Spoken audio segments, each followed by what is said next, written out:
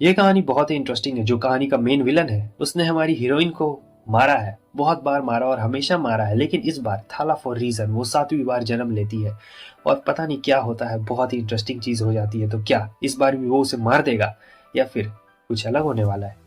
हमें एक बहुत ही खतरनाक जगह के सीन को दिखाया जाता है जहाँ पे अभी खूब मार धार हुआ था एकदम खतरनाक तरीके से, और यहाँ पे एक बंदा रहता है जिसका नाम आर्नोल्ड था और उसी ने एकदम जंग शुरू कर दी रहती है और सभी लोग को वो मारते हुए आगे बढ़ रहा होता है और बहुत ही ज्यादा बैडएस कैरेक्टर देखने में लग रहा होता है ये आर्नोल्ड। जो भी इसके सामने में आता है सभी मारा जाता है। तो यहाँ पे एक लड़की भी रहती है, ये पिंक बाल वाली, और ये यहाँ की मेन रहती है। तो ये आर्नोल्ड जो रहता है इसे ही मारने के लिए आ रहा होता है और वो जानती थी कि ये आर्नोल्ड बहुत ही ज़्यादा खतरनाक है क्योंकि ये एक प्रिंस है।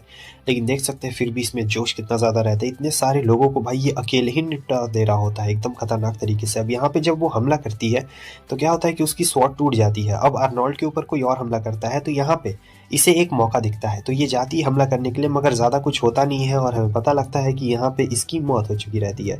तो अब ये सोच रही होती है कि मैंने ये ज़िंदगी तो जी ली, पता नहीं अब आगे क्या होने वाला है। और फिर से हम देखते हैं कि यहाँ पे टाइम लूप को, और ये पहुंच जाती है जहाँ पे एक प्रिंस कह रहा होता है कि मैंने तुमसे एंगेजमेंट तोड़ दी है, तुम बहुत ज़्यादा दुखी होगी ना, क्यों, है ना। इसका नाम ऋषि रहता है। तो असल में ये पहली बार नहीं हो रहा था, ये 7वीं बार हो रहा था, थाला फॉर रीजन हो रहा था, समझे। और ये सोच रही थी कि हमेशा ऐसा ही होता है, हमेशा यहीं से शुरुआत होती है, पता नहीं ऐसा क्यों होता है, मगर इस बार मुझे क्या घंटा फर्क पड़ने वाला है, ये तो 7वीं बार है और अब ये जारी होती है क्योंकि इसे अपनी एक नई जिंदगी और बढ़िया जिंदगी शुरू करनी है।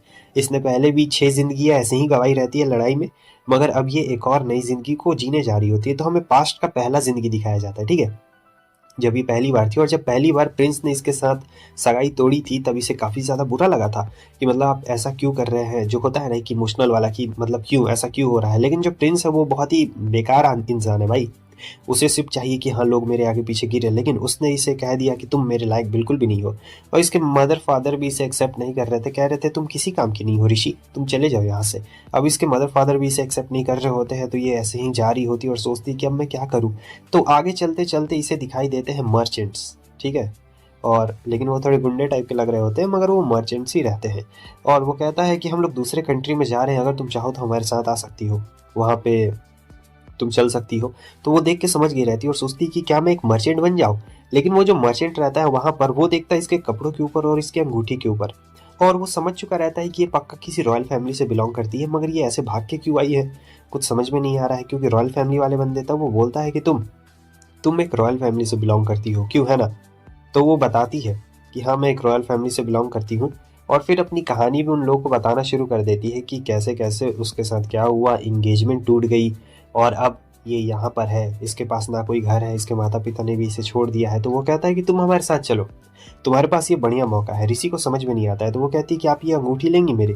तो वो कहता है कि नहीं नहीं, तुम बस चलो हमारे साथ में। और फिर वो उसे बताता है कि देखो अभी तुम्हारे पास एक बहुत ही अच्छी अपॉर्चुनिटी है, ना ही तुम्हारा कोई है, ना ही तुम्हें किसी से मतलब है, तो तुम एक काम क्यों नहीं करती हो, तुम हमारी तरह मर्चेंट बन जाओ, ठीक है। और ये ऋषि की पहली लाइफ होती है, पहली लाइफ के बारे में हमें बताया जा रहा होता है। और ये सोच रही होती है कि हाँ चलो देखती हूँ कि आखिर मेरी डेस्टिनी में मेरे लिए क्या लिखा हुआ है, क्योंकि मर्चेंट बनना भी एक बहुत ही मतलब अच्छा बात है, और ये लोग बहुत ही अमीर मर्चेंट रहते हैं, ठीक है, कोई नॉर्मल वाले नहीं रहते काफ़ी ज़्यादा। और सोच रही होती है कि अब तो मैं बिल्कुल फ्री हूँ, तो चलो मर्चेंट ही बन जाती हूँ। तो ऋषि का जो मर्चेंट वाला काम रहता है वो बहुत ही बढ़िया चल रहा होता है, मतलब इसे ज़्यादा दिन नहीं लगते और ये बहुत ही अच्छी मर्चेंट यहाँ पर बन गई रहती है, मगर एक लड़ाई के दौरान में उसकी मौत हो जाती है। फिर से पहुँचती है, फिर से टाइम ट्रेवल होता है, फिर से एक नई जिंदगी, यहाँ वापस से वही शुरू होता है। वो प्रिंस उससे एंगेजमेंट तोड़ लेता है, मगर ऋषि को इस बार बिल्कुल घंटा फर्क नहीं पड़ता है, थोड़ा सा पड़ता है मगर उतना ज़्यादा नहीं पड़ता है। सोचती है कि क्या ये सच है, ये सपना, ये सच है, चलो फिर से चलती हूँ। इस बार मैं घर से ज़्यादा सामान उठा लूंगी ताकि जो मर्चेंट है मैं और तेज़ी के साथ बन सकूँ और ज़्यादा बड़ी मर्चेंट बन सकूँ। लेकिन क्या होता है कि इस बार उसने घर से सामान उठाया था तो इसे आने में थोड़ी सी देरी हो गई थी और वो लोग उस वक्त तक निकल चुके रहते हैं। तो ये सोच रही थी क्या होते रही कि अब मैं मर्चेंट नहीं बन पाऊंगी, तो अब आखिर मुझे क्या करना चाहिए। और ये इसी चीज़ में एकदम खोई हुई रहती है। तो इसे अपनी दादी की एक डायरी मिलती है जिसमें लिखा हुआ था दवाइयों के बारे में। तो सोचती है कि इस बार मैं अलग तरीके से पैसे कमाऊंगी और इस बार ये मेडिसिन बनाती है, ठीक है, और मेडिसिन बेचती है। बिल्कुल जो मर्चेंट वाला सीन था ना वही सीन हुआ, इसमें ये बहुत बड़ी डॉक्टर बन जाती है, ठीक है। लेकिन फिर से लड़ाई में मौत हो जाती है, सेम सेम हो रहा था, ठीक है। और फिर एक नई जिंदगी वापस से वहीं से शुरू हुई। ऋषि को घंटा फर्क नहीं पड़ता है, इस बार वो अलग जाती है, मतलब इस बार वो थोड़ा साइंटिस्ट वाला काम करती है। ऐसे करते करते इसके जो लाइफ है वो चलते जा रहा होता है, ठीक है, तीसरी बार चौथी बार, लेकिन लगातार हमेशा लड़ाई में ही मौत होती है। और आपको पता है ना लड़ाई कौन शुरू करता है, बार बार एक ही बंदा, और ये प्रेजेंट की लाइफ होती है, ठीक है। और सोच रही होती है कि चलो अब मैं चलती हूँ, देखती हूँ कि थाला फॉर रीजन वाली जिंदगी में आखिर क्या है। मैं इस बार सीधे सीधे नहीं जाऊंगी, इस बार मैं काम करूंगी कि मैं खिड़की से निकल जाऊंगी, क्योंकि खिड़की से शॉर्टकट पड़ता है तो वो ज्यादा बढ़िया रहेगा। हालांकि वो जाती है तो जाके किसी बंदे से टकरा जाती है, और जब वो देखती है तो देख के हैरान हो जाती है कि अरे ये तो आर्नोल्ड है। और वो उसे कहती है कि मैजेस्टी आर्नोल्ड प्लीज मुझे माफ कर दीजिए। आर्नोल्ड सुन के हैरान होता है और कहता है मैं पहली बार इस शहर में आया हूँ, तुमने मुझे आखिरकार कैसे पहचाना। तो वो कहती है कि मेरा नाम है ऋषि, और मुझे माफ कर दीजिए, मैं गलती से आपसे टकरा गई, क्योंकि आर्नोल्ड बहुत ही खतरनाक व्यक्ति था, ठीक है। और वो बताता है कि मैं कोई मैजेस्टी नहीं हूँ, मैं अभी भी प्रिंस हूँ, क्योंकि मेरे फादर अभी भी जिंदा है, ठीक है। वैसे तुम आखिर इतनी तेजी में आखिर जा कहाँ रही थी, और मैं बता दूं कि मैं प्रिंस हूँ, मुझे मैजेस्टी मत बुलाओ। तो वो बताती है कि जी मुझे आप इसके लिए माफ़ कर दीजिएगा, अगर मैंने कुछ बुरा बोला हो तो मेरी इंगेजमेंट टूट गई है, इसीलिए मैं अभी बहुत ही ज़्यादा जल्दी में हूँ, मैं आपसे माफ़ी चाहती हूँ अगर मैंने आपको कुछ गलत बोल दिया हो तो। और ये कहने के बाद वो जाने लगती है। अर्नोल्ड देख रहा होता है कि यार ये क्या, लेकिन अर्नोल्ड ये चीज़ देख के एकदम हैरान हो जाता है कि भाई इतनी ऊपर से कूद कैसे गई, मतलब ये कूद गई भाई, जूता उतार के कूद जाती है, सिंड्रेला जैसा ही, ठीक है, वैसा वाला। और फिर वो जाने लगती है, और यहाँ ये सोच रहा होता है कि बहुत इंटरेस्टिंग है, तब इसका दोस्त आता है, तब ये कहता है कि चलो घोड़ा गाड़ी जल्दी निकालो, हमें कहीं पे जाना है। अर्नोल्ड को पहली बार किसी लड़की के ऊपर इंटरेस्ट आ गया था, वो भी बहुत ही भयंकर तरीके से। आगे हमें ऋषि को दिखाया जाता है, जब वो घर पहुंचती है तो देखती है इतने सारे लोग यहाँ पे क्यों जमा हुए। तो वो जो प्रिंस रहता है वो यहीं पे रहता है, और कहता है कि वो मैं जानता हूँ तुम्हें काफी बुरा लगा होगा, तुम काफी बेइज्जत महसूस कर रही होगी क्योंकि मैंने अपनी इंगेजमेंट तोड़ दी, क्यों है ना। लेकिन तुम बिल्कुल भी टेंशन मत करो, अगर तुम मुझसे माफी मांगोगी तो मैं शादी कर लूंगा तुमसे, कोई ऐसा बिल्कुल वैसा वाला बात बिल्कुल भी नहीं है। लेकिन ये सोच रही होती है कि ये बेवकूफ प्रिंस समझता गया अपने आप को, इसे लगता है कि मैं इससे शादी करूंगी, मैं इसे बिल्कुल भी शादी नहीं करने वाली हूँ। और ये यहाँ पे इसे एकदम बोलते जा रहा होता है कि क्या कहती हो, हाँ तुम अगर चाहो मेरे सामने गिड़गिड़ाओ तो मैं तुमसे शादी जरूर कर लूंगा। लेकिन ये चीज वो साफ साफ बोल देती है कि देख तू, मेरा तुमसे कोई भी इरादा नहीं है शादी वादी करने का, ठीक है। और जब वो ऐसा बोलती है तो सभी लोगों को ऐसा लगता है कि प्रिंस ने ऋषि को नहीं छोड़ा है, बल्कि ऋषि ने ही प्रिंस को छोड़ा है, और इसीलिए इंगेजमेंट टूट गई है। अब ये बात सुनने के बाद तो सभी लोग एकदम जोर जोर से हंसने लगते हैं। यहाँ पे प्रिंस का एकदम भद्दा मजाक उड़ चुका रहता है, और प्रिंस कह रहा होता है कि मैं तुम्हें एक आखिरी मौका दे रहा हूँ, तुम क्या करना चाहती हो, शादी करना चाहती हो या फिर नहीं। तब तक प्रिंस की एक और फियोंसे वहां पे आ चुकी रहती है। प्रिंस कहता है कि तुम्हारी वजह से मेरी फियोंसे रो रही है, ठीक है, तुम्हें इससे माफी मांगनी चाहिए। लेकिन ऋषि बिल्कुल भी माफी नहीं मांगने वाली थी, वो कह रही थी कि देखो मेरा तुमसे कुछ लेना देना नहीं है, ठीक है, तू अपना काम कर, प्रिंस होगा तू अपने घर का, लेकिन मेरा नहीं, ठीक है। और यही बात वो उसके फियोंसे को भी बता रही होती है कि अपनी मर्जी से जिंदगी जियो, अपने शर्त पे जिंदगी जियो, किसी के अंडर में आके नहीं जीने का, ठीक है। और वैसे ही तुम्हें पता है तुम्हारी और इस प्रिंस की शादी क्यों हुई है, क्योंकि दोनों कंट्रीज एक दूसरे से समझौता करना चाहते हैं, वरना ये प्रिंस इतना ज्यादा ठरकी है कि ये सबसे ही शादी कर लेगा। और ये सुनने के बाद तो भाई प्रिंस जमीन पे ही गिर जाता है। और मारी कह रही होती है कि तुम्हें मेरे हस्बैंड के बारे में ऐसा नहीं कहना चाहिए, लेकिन ऋषि कहती है कि देखो मारी, तुम्हें अपनी जिंदगी अपनी शर्तों पे जीनी चाहिए, ठीक है, तुम इसके बारे में मत सोचो, मैं देख के बता सकती हूँ कि तुम फ्यूचर में बहुत ज्यादा निराश होने वाली हो। अगर तुम अभी से ही इसके कंट्रोल में रहोगी, या फिर तुम अभी से ही अपना फैसला नहीं ले पाओगी, तो बहुत ज्यादा प्रॉब्लम हो जाएगी तुम्हें फ्यूचर में आके, इसलिए मैं चाहती हूँ। और यहाँ पे मारी सब समझ भी रही होती है, तब ये यहाँ से जाने लगती है। लेकिन कोई पीछे यहाँ पे इसके आ चुका रहता है और कहता है कि मैडम ऋषि, क्या आपके पास 1 मिनट टाइम होगा मुझसे बात करने के लिए। तो इसे एकदम ऐसा लग रहा होता है कि वही जो प्रिंस है वही आ गया है, तो ये तुरंत ही अपनी जो स्वॉर्ड रहती है उसे निकालती है और हमला करती है। मगर ये तो आर्नोल्ड रहता है और उसने ब्लॉक किया रहता है। भाई आर्नोल्ड बहुत ही खतरनाक प्लेयर रहता है, ठीक है, तो इसने ब्लॉक कर लिया था, इसमें कोई बड़ी बात नहीं रहती है। और ये देख के ऋषि हैरान हो गई थी कि आखिर ये क्या कर रहा है यहाँ पे आर्नोल्ड। और फिर वो उससे माफी मांगती है, तो वो कहता है कि तुमने ये स्वॉर्ड फाइटिंग कहाँ से सीखी, बहुत ही अच्छी है।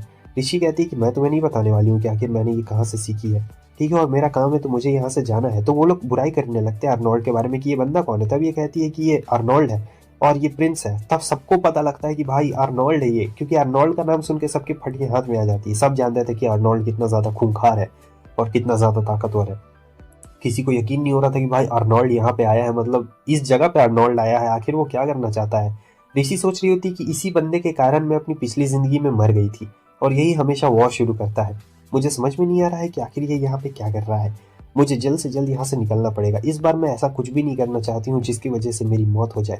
मैं अपनी ज़िंदगी चेंज करूंगी। लेकिन जो अर्नोल्ड रहता है वो कहता है मैं आपका वक्त चाहता हूँ, लेकिन मैं आपसे बहुत ज़्यादा प्यार करता हूँ, क्या आप मुझसे शादी करना चाहेंगे। अब यहाँ पे वो सीधे उसे प्रपोज कर देता है इतने सारे लोगों के सामने। ऋषि के भी एकदम होश उड़ जाते हैं, उसे कुछ समझ में नहीं आता है कि आखिर वो करे तो करे क्या। मतलब जिस बंदे के कारण पिछली जिंदगी में मौत हुई थी और हो भी सकती है इस जिंदगी में, अब वही प्रपोज। सभी लोग यहाँ पे चौंके हुए रहते हैं, मगर जो ऋषि रहती है वो सबसे ज्यादा चौंकी हुई थी और कहती है कि नहीं, मैं तुमसे शादी नहीं करने वाली हूँ, मैं तुम्हारा प्रपोजल बिल्कुल भी एक्सेप्ट नहीं करूंगी। हालांकि ये सुन के सभी लोग हैरान हो जाते हैं कि भाई इसने आर्नोल्ड को मना कर दिया। इतनी देर में किंग भागते हुए वहां पे आते हैं और अपने बेटे का सर पकड़ते हैं और उसका सर जमीन से दे मारते हैं और कहते हैं कि आर्नोल्ड सामा, हमें प्लीज माफ कर दीजिए। अगर हमारी तरफ से कुछ भी गलती हो गई हो तो हमें माफ कर दीजिए, क्योंकि आर्नोल्ड एक बहुत ही बड़े साम्राज्य का प्रिंस रहता है, इसलिए सब लोग उससे डरते हैं और सब जानते हैं कि उसकी फाइटिंग पावर कितनी ज़्यादा है। तो आर्नोल्ड उनसे कहता है कि देखिए, अगर आप चाहें तो आपके देश और हमारे देश के बीच में संबंध अच्छे बन सकते हैं, लेकिन इसके लिए आपको पहले मिस ऋषि को मनाना पड़ेगा, ये अब आपके हाथों में है। तो महाराज ऋषि से कहते हैं कि प्लीज़ आप इनकी बात मान लीजिए। अब ना चाहते हुए भी उसे टेबल पे आना पड़ता है। वो पूछती कि आखिर क्या बात है। तब वो कहता है कि मुझे तुमसे प्यार हो गया। लेकिन वो कहती है कि ऐसे कैसे। वो कहता है कि ऐसे कैसे, जैसे भी, लेकिन मैं तुम्हें अब अपने साथ लेके जाना चाहता हूँ, जैसे भी तुम मानो, ठीक है। तब वो कहती है कि ठीक है, अगर तुम मुझे अपने साथ लेके जाना चाहते हो तो मैं चलूंगी, लेकिन मेरी भी कुछ शर्तें हैं, तुम्हें माननी पड़ेगी। तो वो कहता है जो तुम चाहोगी मैं वो सब ला के तुम्हें दूंगा। तब ऋषि बताती है कि ठीक है, शादी के बाद मैं तुम्हारे पेरेंट्स के साथ नहीं रहने वाली हूँ, और शादी का जितना भी सामान रहेगा तुम हमारी कंपनी से खरीदोगे। जो भी मेरा मन करेगा मैं महल में वो करूंगी, जहाँ जाने का मन करेगा, जहाँ जो करने का मन करेगा मैं वही करने वाली हूँ, तुम कोई नहीं होगे मुझे रोकने टोकने वाले। तो यहाँ पे वो डायरेक्ट बोल देता है अर्नोल्ड की हाँ हाँ, कोई दिक्कत वाली बात नहीं है, तुम्हारा जैसा मन करे, जहाँ जाने का मन करे, जो करने का मन करे, तुम वो सब चीज़ कर सकती हो, मैं तुम्हें बिल्कुल भी रोकने वाला नहीं हूँ। ये सब सुन के ऋषि एकदम हैरान तो हो गई थी, मगर ये सब ऋषि का एक प्लान ही रहता है। और वो सोच रही थी कि आखिर ये इतनी आसानी से मान कैसे गया, मतलब इतनी आसानी से तो ये बिल्कुल भी नहीं मानने वाला था और आगे चल के मेरी फ्यूचर की ज़िंदगी भी ये ख़राब करने वाला था। लेकिन खैर छोड़ो, अब ये सारी बातें मान चुका है तो ये सादा मैटर नहीं करता है। लेकिन अर्नोल्ड कहता है कि ठीक है चलो, अब हमारे चलने का यहाँ से वक्त हो चुका है। तो अब एक नए एडवेंचर पे हमारी ऋषि निकल चुकी रहती है और ये एडवेंचर बहुत दूर का होने वाला था। तो ये दिन रात सो नहीं रही होती है, क्योंकि इसने कहा रहता है अर्नोल्ड को कि तुम मुझे टच नहीं करोगे, ठीक है, और वो टच करेगा तो ये उससे शादी नहीं करने वाली। और एक दिन ही ऐसी ही सो गई रहती है, इसकी आंख खुलती है, अर्नोल्ड इसे टच करने आ रहा था, लेकिन वो कहता है कि अरे तुम मेरी स्वॉर्ड अपने हाथ में लेके सो गई थी, ठीक है, मैं तुम्हें टच नहीं करने वाला था, बस अपनी स्वॉर्ड लेने वाला था। तो जैसे वो देखती कि अरे ये क्या, मेरी, मुझे माफ कर देना यार, मैंने ये सब। लेकिन वो कहता है कि अच्छा कोई बात नहीं, कोई बात नहीं, मुझे लगता है कि तुमने काफ़ी अच्छी ट्रेनिंग की है, क्योंकि तुम्हें मेरे प्रेजेंस का एहसास हो गया था। वो कहती कि हाँ मैंने बहुत ही अच्छी ट्रेनिंग की है, लेकिन मैं तुम्हें नहीं बताने वाली हूँ कि आखिर ये ट्रेनिंग मैंने कहाँ से की है। फिर वो बोलता है जैसा कि हमारे बीच में तय हुआ था, मैंने सारे जो भी सामान था वो तुम्हारी कंपनी से खरीद लिया और आजकल तुम्हारा कंपनी मतलब कुछ ज़्यादा ही ग्रो कर रहा है। वैसे यही सब तो ये चाहती थी। आगे हमें दिखाया जाता है कि इनके कैरेज के ऊपर हमला हो चुका है। तो अर्नोल्ड कहता है कि तुम यहीं पे रहना, मैं अभी आता हूँ, और वो उसे लॉक कर देता है भाई अंदर में। लेकिन ये लॉक नहीं रहने वाली थी, ये पिन से खोल लेती है भाई बहुत ही आसानी से। लेकिन जब तक ये बाहर निकलती है, जब तक इसका बाहर निकलने का टाइम होता है, तब तक वो देखती है कि अर्नोल्ड ने तो सभी बंदों को मार दिया था, और उसका ये रूप देख के वो एकदम डर गई रहती है कि भाई ये क्या हो रहा है। अर्नोल्ड इतनी बेरहमी से बंदों को मार रहा था, लेकिन एक बात रुको, वो किसी को जान से नहीं मार रहा था, वो बस उन सभी लोगों को नुकसान पहुंचा रहा था, हल्का सा चोट दे रहा था, खरोच दे रहा था। इसका मतलब वो जान से नहीं मारना चाहता था, इतना ही बुरा नहीं रहता है। मगर यहाँ पे उसके कुछ सैनिक घायल हो गए थे, और फिर वो डैगर के पास जाके देखती है तो पता लगता है कि उसमें तो जहर रहता है, और अगर ट्रीटमेंट नहीं हुआ तो ये सैनिक मारे जाएंगे। इन्हें अभी भी पहुंचने में 2 दिन लगने वाले थे, और सोच रहे होते कि कहाँ से हम लोग वैद्य बुलाएं, आखिर क्या किया जाए, पास वाले गांव से बुलाया जाए क्या, लेकिन वो भी दूर है। तब ऋषि कहती है कि मैं बना सकती हूँ मेडिसिन। ये सुन के सभी हैरान हो जाते हैं, क्योंकि इसे पहले से नॉलेज रहती है अपनी पिछली ज़िंदगी की, क्योंकि इसने बहुत सारा नॉलेज गेन किया रहता है। तो ये यहाँ पर मेडिसिन बना तो लेती है, मगर सब लोग इसे बहुत ही अजीब तरीके से देख रहे होते हैं।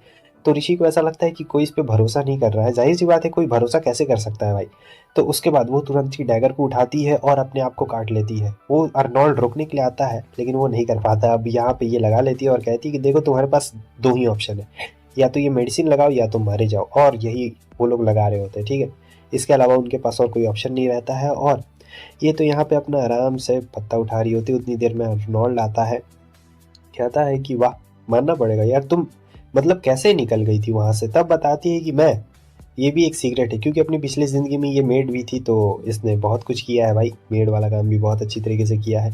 और फिर बता रहा होता है कि मेरे जो सैनिक है उन्होंने अपने आप को बहुत ही अच्छी तरीके से ट्रेन किया है, उन्हें हर तरीके की ट्रेनिंग मिली है, जो कुछ भी हो वो सब बहुत ज़्यादा मेहनती है, बहुत ज़्यादा काम करते हैं, ठीक है। और तुमने आज उन सभी लोगों की जान बचाई है, इसके लिए मैं दिल से तुम्हें शुक्रिया कहना चाहता हूँ। और वो उसके सामने झुक जाता है। वो कहती है कि इतना करने का जरूरत बिल्कुल भी नहीं है। तो फिर आगे सोच रही होती कि यार ये वही पर्सन है क्या जो कि फ्यूचर में लड़ाई करवाने वाला है, हमेशा यही लड़ाई करवाता है। और फिर बोलने लगता है कि आगे तुम्हारे पास इतना सारा नॉलेज है और ये सारी चीज़ें, मतलब तुम तो बहुत ही ज़्यादा स्पेशल हो। लेकिन ऋषि कह रही होती है कि ना, इसमें कुछ भी ऐसी बड़ी बात बिल्कुल भी नहीं है, ठीक है। और वो कहती है कि आखिर ये सभी लोग मुझे ऐसे क्यों देख रहे थे। तब वो बताता है कि मैंने बोला है कि तुम्हारी एंगेजमेंट टूट गई है तो सब लोग तुम्हें घिन वाली नज़रों से देख रहे हैं, क्योंकि लगता है उन्हें कि तुम में कुछ खराबी है। लेकिन मैंने अपने फादर को ये बोला है कि मैं किसी लड़की को पसंद करता हूँ, उसकी एंगेजमेंट हो रही थी तो मैं उसे उठा के ला रहा हूँ, मतलब किडनैप करके ला रहा हूँ, ठीक है, वैसा वाला कुछ सीन रहता है। तो वो काफ़ी ज़्यादा खुश हो जाती है, कह रही होती है कि भाई ये तो और भी अच्छी बात है, मुझे प्रिंसेस की तरह नहीं रहना पड़ेगा, मतलब तुम लोग मुझे बिल्कुल एक किसी घर आए मेहमान की तरह ट्रीट करने वाले हो। तो वो कहता है कि हाँ। उसके बाद अब ये लोग आ चुके रहते हैं यहाँ महल में, और देख सकते हैं भाई ये जो शहर रहता है बहुत ज़्यादा बड़ा रहता है, बहुत विशाल का शहर रहता है हमारे आर्नोल्ड का, और सभी लोग उसका स्वागत भी कर रहे होते हैं, प्रिंस जो रहता है।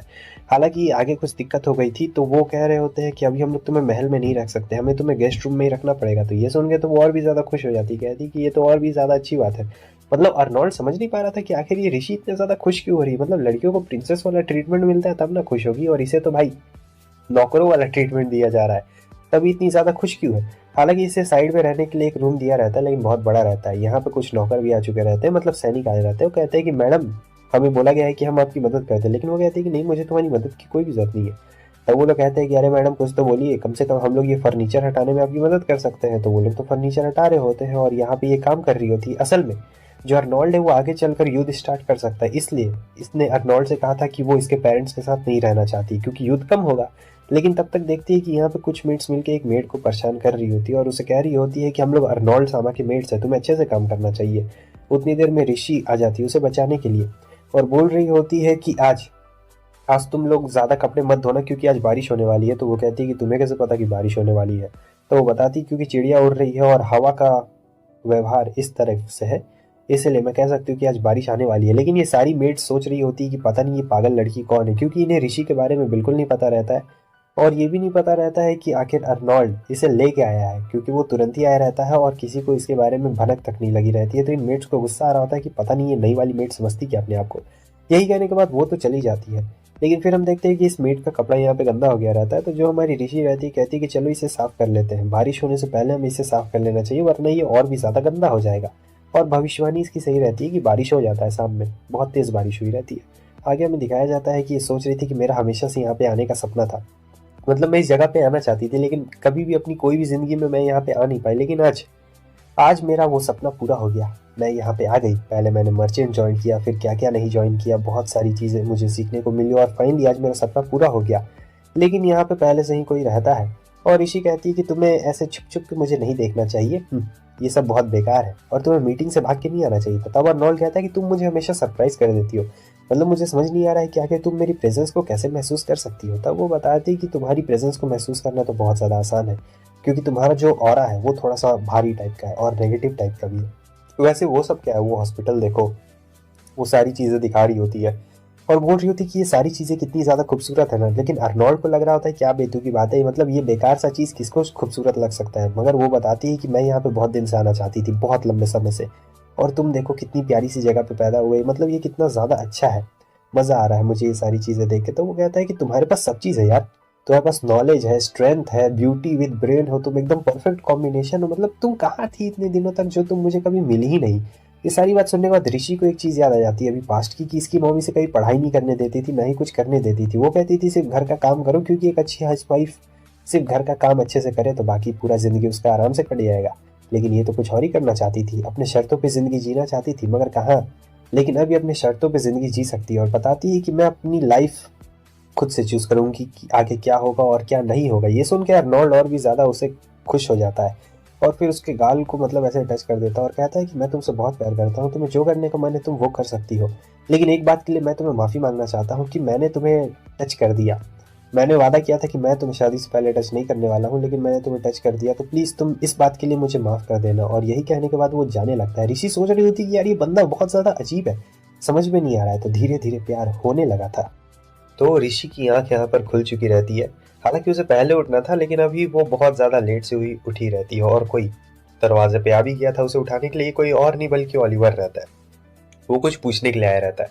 हालांकि ऋषि उसे देख के समझ चुकी थी कि ये उसे ऑब्जर्व करने के लिए आया हुआ है, तो वो कहती है कि अगर तुम चाहो तो मुझे अच्छी तरीके से जांच सकते हो। तो इसके लिए ओलिवर माफी मांगता है और कहता है कि अर्नोल्ड ने मुझसे ये सब करने को कहा था। वो कहती है कि तुम तो अर्नोल्ड को बहुत पहले से जानते हो, तो तुम तो काफी कुछ इसके बारे में जानते होगे, आखिर वो मुझसे शादी क्यों कर रहा है। ओलिवर कुछ नहीं बता पाता, कहता है कि ये पता नहीं, लेकिन आजकल वो बहुत ज़्यादा खुश रहने लगा है और मुझे भी काफ़ी खुशी हो रही है। तो मैं लगभग उसे 10 साल से जानता हूँ। हालाँकि अब बताने लगता है कि देखिए कल हमारे पास पार्टी है और ये सारे मेंबर्स की लिस्ट है।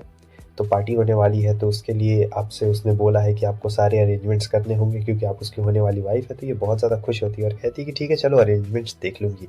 तो यहाँ पे काफ़ी सारे लोग भी आने वाले रहते हैं, अलग-अलग किंगडम के अलग-अलग लोग आने रहते हैं क्योंकि वो लोग अर्नोल्ड को अपनी बेटी दिखाने वाले थे। किसी को ये नहीं पता था कि अर्नोल्ड ने पहले से ही अपनी वाइफ़ चुन ली है, सबको लग रहा होता है कि आज यहाँ पे चुनाव होगा। फिर हम देखते हैं कि आती है वो अर्नोल्ड के पास में, जहाँ वो देखता है तो ये सोच रहा होता है कि मतलब तुमने ऐसे कपड़े क्यों पहने हुए हैं? तब वो कहती है क्योंकि इसलिए लोग मुझे यहाँ पे प्रिंसेस थोड़ी ना समझ रहे, किसी को पता थोड़ी ना है, यहाँ के लिए तो मैं बस एक गेस्ट हूँ। लेकिन वो कहता है कि नहीं, आज मैं सबको बता दूंगा कि तुम प्रिंसेस हो, तुम्हें और अच्छी तरीके से कपड़े पहनने चाहिए थे मगर तुमने पहना नहीं वैसा वाला कपड़ा, क्योंकि वो गलत सोच रही थी। आगे हम देखते हैं कि वो उसे लेके जाता है पार्टी में, सब लोग एकदम देखने लगते हैं इन दोनों को ही और ये सोच रही होती है कि भाई कितनी बड़ी पार्टी, लेकिन अर्नोल्ड कहता है कि ये हमारे सबसे छोटे पार्टीज में से एक है और अभी बहुत कम लोग आए हैं, मतलब हमने ज़्यादा लोगों को बुलाया नहीं। ये सुन के वो और भी हैरान हो जाती है, सोचती है कि अगर ये छोटा पार्टी है तो भाई बड़ा पार्टी कैसा होगा, क्योंकि एक तो इसमें पहले ही 1000 लोग आए होंगे, ऊपर से इतना सारा मतलब खाना पीना बना हुआ और ये छोटा पार्टी बोल रहा है, मतलब खर्चा देख रहे हो एकदम बल्क में आता है। सब लोग एकदम खुश होते हैं और एक बंदा तो अपनी बेटी लाके देखता है, कहता है कि सर ये लीजिए, लेकिन वो कहता है कि माफ करिएगा सर मगर मैंने पहले से ही अपनी वाइफ को चूज कर लिया है। ये सुन के सब लोग हैरान हो जाते हैं कि अरे किसे बोल रहा है अपनी वाइफ चूज कर लिया है। तब अर्नोल्ड इंट्रोड्यूस कराता है ऋषि को और बताता है कि ये मेरी वाइफ है, ये दूसरी कंट्री से आई हैं तो इनका यहाँ पे कोई भी दोस्त नहीं है। तो मैं चाहूँगा कि आप सभी प्रिंसेस जितने भी हैं और जितने भी लोग हैं, आप इनका दोस्त बनिए और इन्हें अच्छी तरीके से बताइए, और ये कह के आगे बढ़ने लगता है। तब वो कहता है कि मैं तुम्हें हमेशा प्रोटेक्ट करूँगा। लेकिन वो कहती है कि मुझे सबसे ज़्यादा खतरा तो तुम ही से है। तो वो कहता है कि आखिर ऐसा क्यों बोल रही हो? तब वो बोलती है क्योंकि मैं तो स्वॉर्ड फाइटिंग में भी तुम्हारा मुकाबला नहीं कर पाती हूँ, तो सबसे ज़्यादा खतरा तुम ही से है ना। तो वो कहता है चिंता मत करो, मैं तुमसे ट्रेनिंग लूँगा और तुम्हें ट्रेनिंग भी दूँगा। ये सुन के वो काफ़ी ज़्यादा खुश हो जाती है कि वाह! वैसे भी अगर ये मुझे स्वॉर्ड फाइटिंग सिखाएगा तो बढ़िया रहेगा। अगर फ्यूचर में इसने कुछ करने की कोशिश की तो भाई बढ़िया, बहुत अच्छी तरीके से मारूँगी इसे। लेकिन इतनी देर जब वो बात कर रहे होते हैं तो अब यहाँ पे म्यूज़िक बजना शुरू हो गया रहता है और अब दोनों डांस करने लगते हैं। तो सब लोग देख रहे होते हैं और काफ़ी खुश भी हो रहे होते हैं, सभी लोग डांस कर रहे होते हैं और इन दोनों को ही देख रहे होते हैं। तो यहाँ पे ऋषि सोच रही होती है पुरानी बातों को और सोचती है कि मैं इसे अपने तरीके से नचाऊँगी। थोड़ा-सा वो अलग स्टेप कर रही होती है मगर ये करने ही नहीं देता है। बहुत ही ज़्यादा शातिर और चालाक टाइप का बंदा रहता है अर्नोल्ड। और यहाँ पे हमारी ऋषि को ऐसा लग रहा होता है कि वो गिरने वाली रहती है क्योंकि उसका बैलेंस बिगड़ रहा होता है। वो गिरने वाली थी लेकिन ये पकड़ लेता है और ये सब अर्नोल्ड का ही प्लान रहता है, ठीक है। और बाद में सब लोग ताली बजा रहे होते हैं, क्या जोड़ी है भाई, एकदम मयान और तलवार की जोड़ी लगती है। तो एक लड़की आती है, मतलब प्रिंसेस है, वो कहती है कि लीजिए लेडी, आप हमारी तरफ से ये जूस पीजिए। तो उसे पता चल जाता है कि इसमें बहुत ज़्यादा तीखा लाल मिर्च डाला हुआ है। तो वो कहती है कि इसमें इसकी खुशबू बहुत ही ज़्यादा तेज़ आ रही है। तो वो मुँह बना लेती है और कहती है क्या प्रिंसेस आपको अच्छा नहीं लगा क्या ये जूस जो मैंने लाया? तो वो कहती है कि नहीं ये जूस बहुत अच्छा है, लेकिन ये सुन के वो गुस्सा हो जाती है। असल में इसने पी लिया था इसलिए वो गुस्सा हो गई थी लड़की। अब अर्नोल्ड आता है और कहता है कि उसमें तुम्हें पता है कि उसमें लाल मिर्च है, तुमने उसे पिया क्यों? तुम्हें उसे फेंक देना चाहिए। मगर ये कहती है कि नहीं, मुझे खाना बर्बाद करना बिल्कुल भी अच्छा नहीं लगता है और मैं ये बर्बाद नहीं करना चाहती। लेकिन अर्नोल्ड को ये बिल्कुल भी पसंद नहीं था कि मतलब उसकी वाइफ को ऐसा जूस पीने को मिले, इसलिए वो बहुत ही गुस्से में आता है और सीधे जूस उठाता है और खुद ही पी लेता है। ये देख के तो वो भी हैरान होती है कि भाई ये सब क्या है।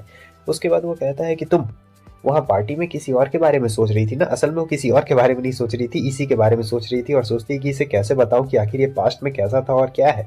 तब यहाँ पे वो कहती है कि तुम्हारे यहाँ पे चोट लगा हुआ है ना गले में, हाँ यहाँ पे। ये सुन के अर्नोल्ड भी हैरान हो जाता है और कहता है कि तुम्हें कैसे पता? क्योंकि इसके बारे में मैंने किसी को नहीं बताया, बहुत कम लोग को पता है। मगर वो कहती है कि डांस करते करते मुझे पता चल गया था कि वहाँ पर कुछ चोट है, मुझे देखना है।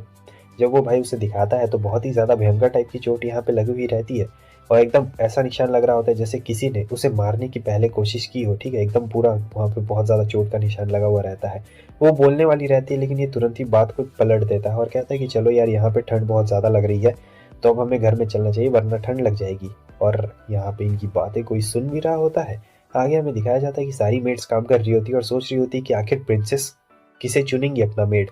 बहुत ज़्यादा मज़ा आने वाला है, सब लोग काफ़ी खुश रहती है। तब तक यहाँ पे डियाना आ जाती है और डियाना आती है तो भाई वो बहुत गुस्से में रहती है क्योंकि यहाँ पे यही एक पढ़ी लिखी मेड रहती है और कोई भी पढ़ी लिखी मेड नहीं रहती है। तो सबके ऊपर गुस्सा कर रही होती है और ये सबसे मेन मेड भी रहती है और कह रही होती है कि तुम लोग एक काम भी ढंग से नहीं कर सकती। और जब ये ऋषि को देखती है तो इसका दिमाग और फिरक जाता है। वैसे किसी को पता नहीं था कि ऋषि ही प्रिंसेस है, ठीक है। तो अभी ये बात एकदम सीक्रेट रहता है। उसके बाद तो डियाना चली जाती है।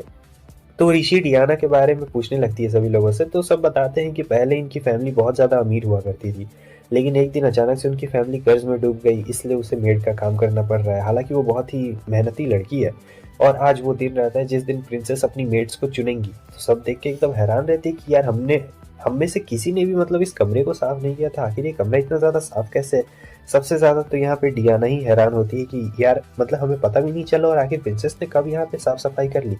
खैर छोड़ो, ये सब तो बहुत ही ज्यादा बेकार की बात हो गई। और अब यहाँ पे प्रिंसेस चुनाव करने वाली है, तो ओलिवर आ चुका रहता है यहाँ पे। ओलिवर को देख के सब लोग सर झुकाते हैं और ओलिवर कहता है कि ठीक है, प्रिंसेस आ रही है। हालांकि जब डियाना प्रिंसेस को देखती है कि आखिर वो कौन है, तब देख के सब हैरान हो जाती है कि अरे ये कौन है।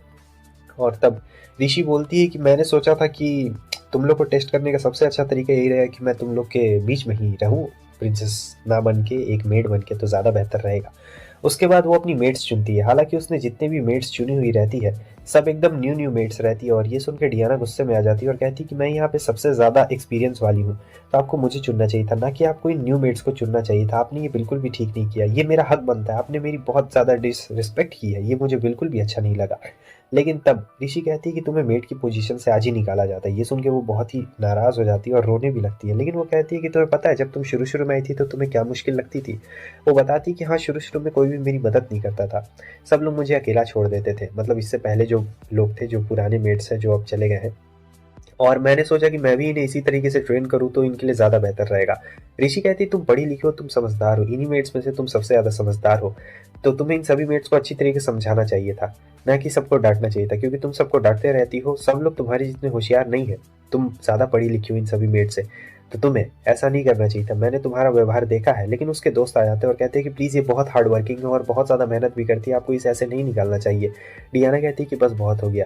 लेकिन ऋषि कह रही होती है कि नहीं, मैंने तुम्हें मेड की पोजीशन से निकाला है, लेकिन मैंने ये नहीं कहा कि मैं तुम्हें राजमहल से निकालूंगी। मेरे कहने का मतलब ये है कि आज से तुम इन सारी मेड्स की टीचर बनोगी, तुम इन्हें पढ़ना लिखना सिखाओगी, ताकि जितने भी लोग हैं वो सब पढ़ लिख सके। और ये सारी बातें अर्नोल्ड के पास चली जाती है, तो अर्नोल्ड कहता है मुझे पता था, वो इन सभी चीज़ों को हैंडल कर लेगी, इसमें कोई बड़ी बात नहीं है। आगे हम देखते हैं कि ये डियाना को टीचर बना देती है भाई सारी मेड्स का, और ये मतलब पहले से ऊपर वाले पोस्ट पे चली गई रहती है। और फिर आज तो मिलना रहता है हमारी ऋषि को किसी और से, मतलब एक बहुत ही खतरनाक बंदे से उसे मिलना रहता है, जिसने इसे सिखाया है मर्चेंट का काम। मतलब समझे, अपने बॉस से मिलना रहता है।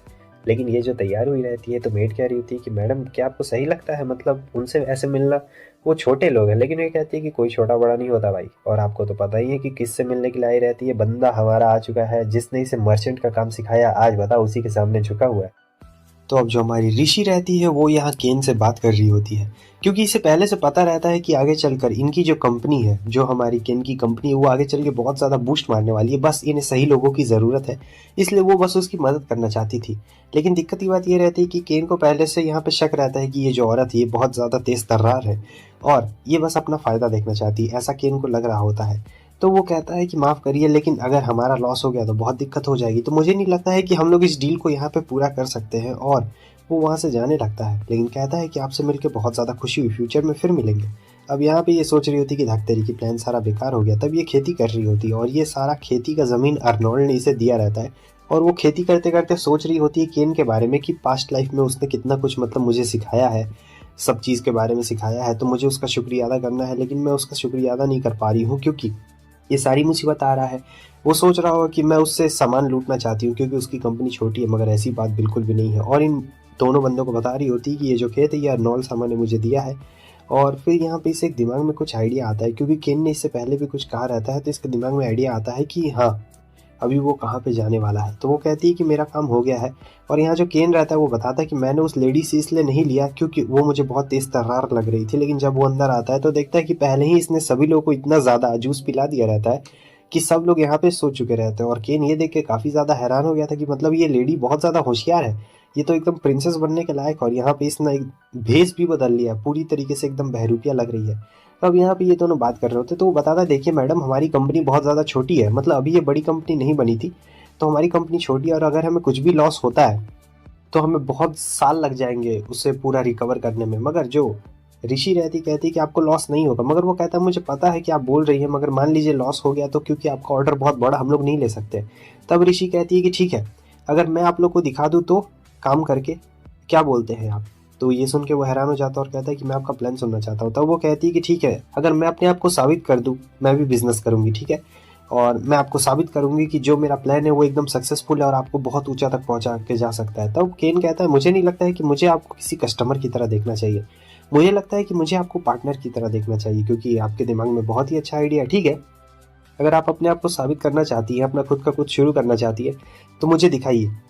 आपके पास लगभग 1 हफ्ता है और इस 1 हफ्ते में आपको अपने आप को साबित करना पड़ेगा कि आप जो भी प्रोडक्ट बेचेंगी या फिर जो भी मर्चेंट वाला काम करेंगी उसमें आप बहुत ज़्यादा प्रॉफिट बना सकती है, या फिर कुछ ऐसा काम कर सकती है जो कि आगे चल के बहुत ज़्यादा प्रॉफिट दे। तब ये कहती है कि आप बिल्कुल भी टेंशन मत लीजिए, क्योंकि मेरे पास वो सारी चीज़ें हैं, सारे स्किल्स हैं जिससे मैं आराम से आपकी कंपनी को फ़ायदा पहुंचा सकती हूँ, और मैं आप ही कंपनी को चाहती हूँ। अब केन को यहाँ समझ नहीं आ रहा था कि यार ये हमारी कंपनी के पीछे एकदम हाथ धो के क्यों पड़ गई है, क्योंकि अभी केन की कंपनी बहुत छोटी रहती है, मगर फ्यूचर में वो बहुत ज़्यादा बड़ी होने वाली है और ये सारी बातें पहले से ही ऋषि को पता रहती है, इसलिए वो इतना ज़्यादा इंटरेस्टेड रहती है।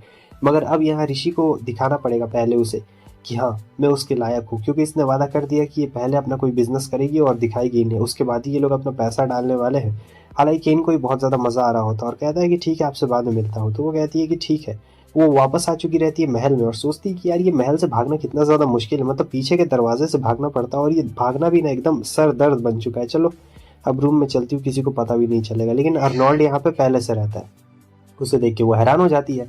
अर्नोल्ड कहता है कि मुझे पहले से पता है कि उन लोगों ने तुम्हारा प्रस्ताव ठुकरा दिया था, तो तुम उससे मिलने के लिए गई थी।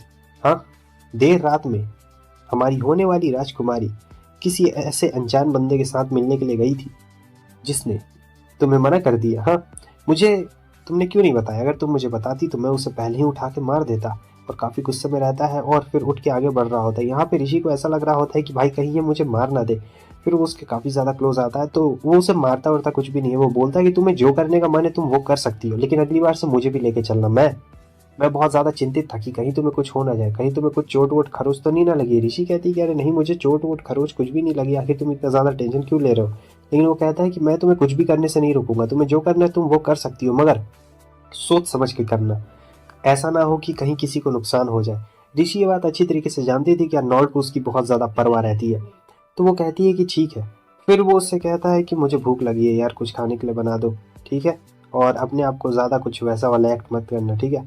तो यहाँ पे वो कहती है कि ठीक है, मैं तुम्हारे लिए कुछ बना दूंगी, और ये कह रहा होता है कि हाँ देखो, तुम्हें अगर जाने का मन तुम कहीं भी जा सकती हो, कोई भी यहाँ पे तुम्हें नहीं रोकने वाला है, आराम से रहना यहाँ पे।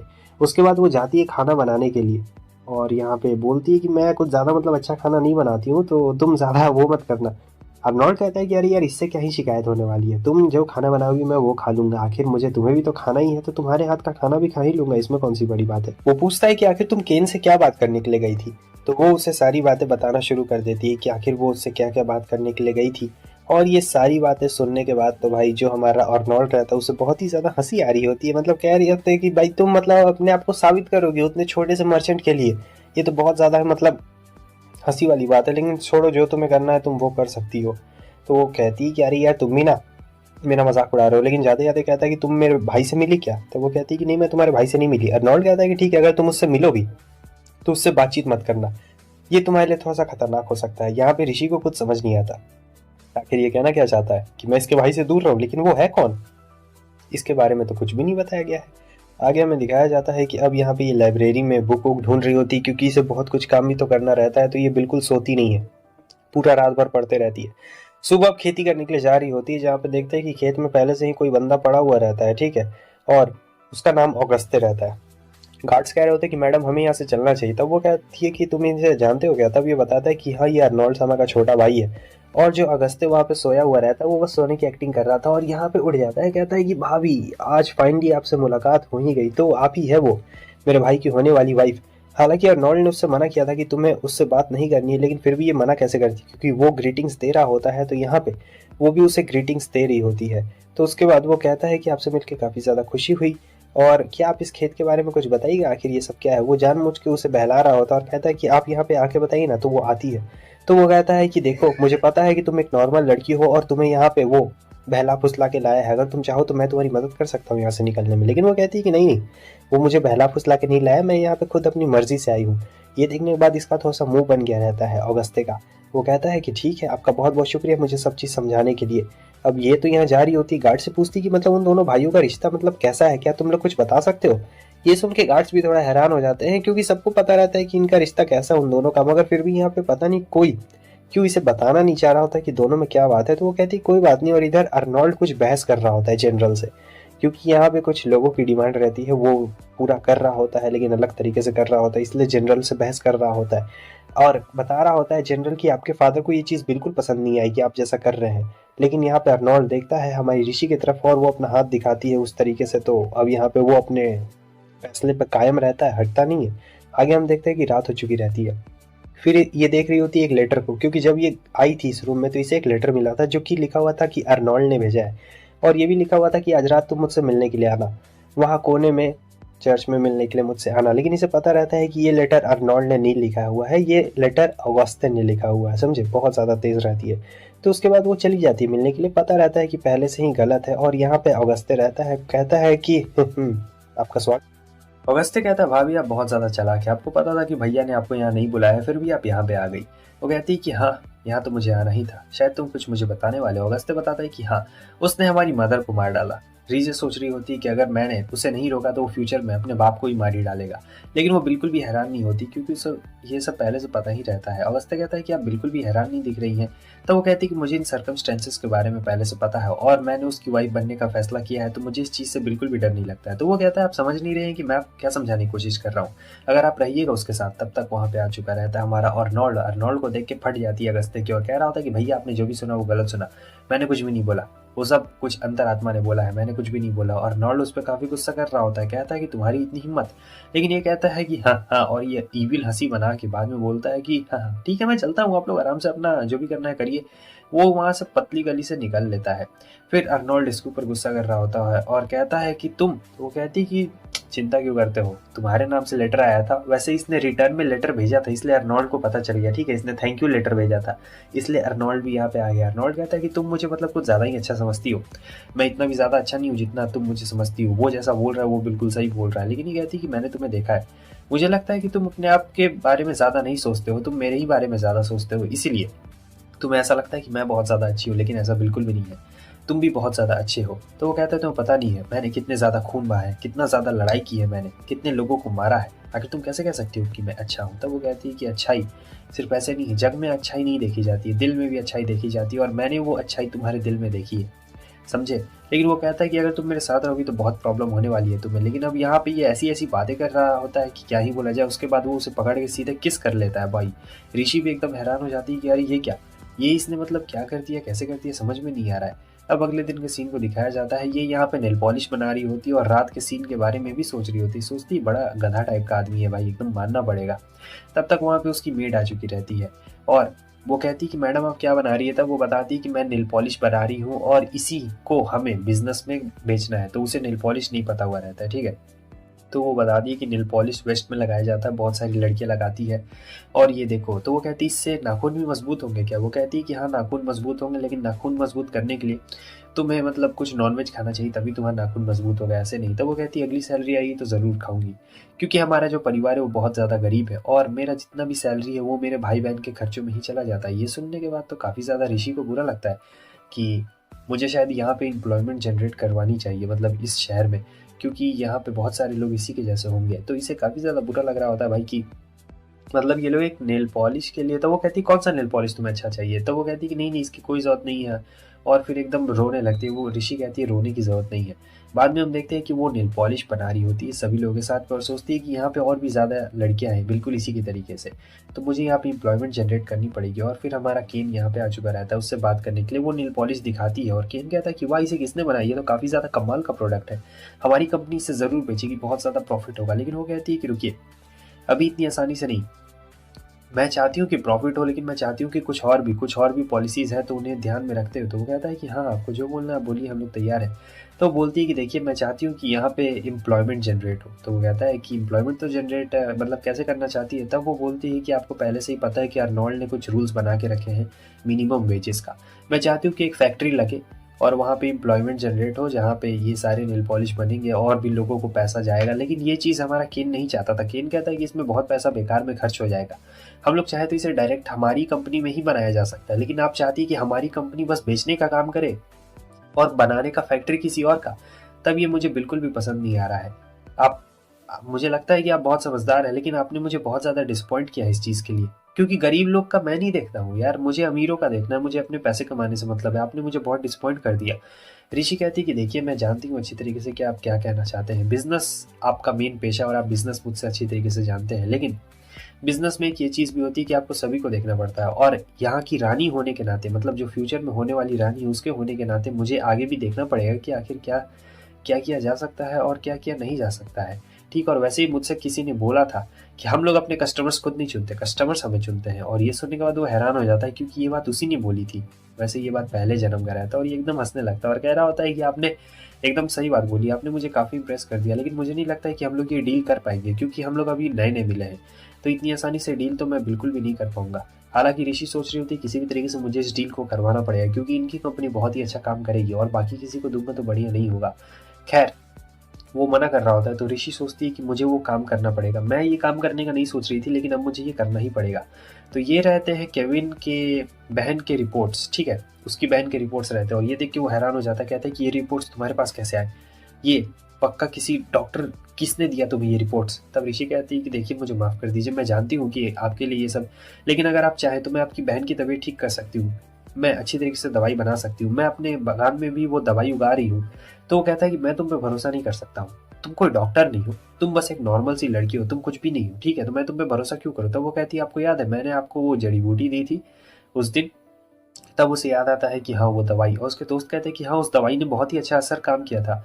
तो यहाँ पे केन को समझ में आ चुका रहता है कि अगर मैं इसके साथ डील कर लेता हूँ तो ये मेरी बहन की जो तबीयत है बहुत सालों से ख़राब है, वो उसे ठीक कर सकती है। तो वो कहता है कि ठीक है, मैं आपकी बात मान लूँगा। लेकिन वो कहती है कि नहीं नहीं, ये मैं इसलिए नहीं कर रही हूँ ताकि आप हमारी बात मान लें, मैं जेनुइनली आपकी बहन की मदद करना चाहती हूँ और कुछ भी नहीं, प्लीज़।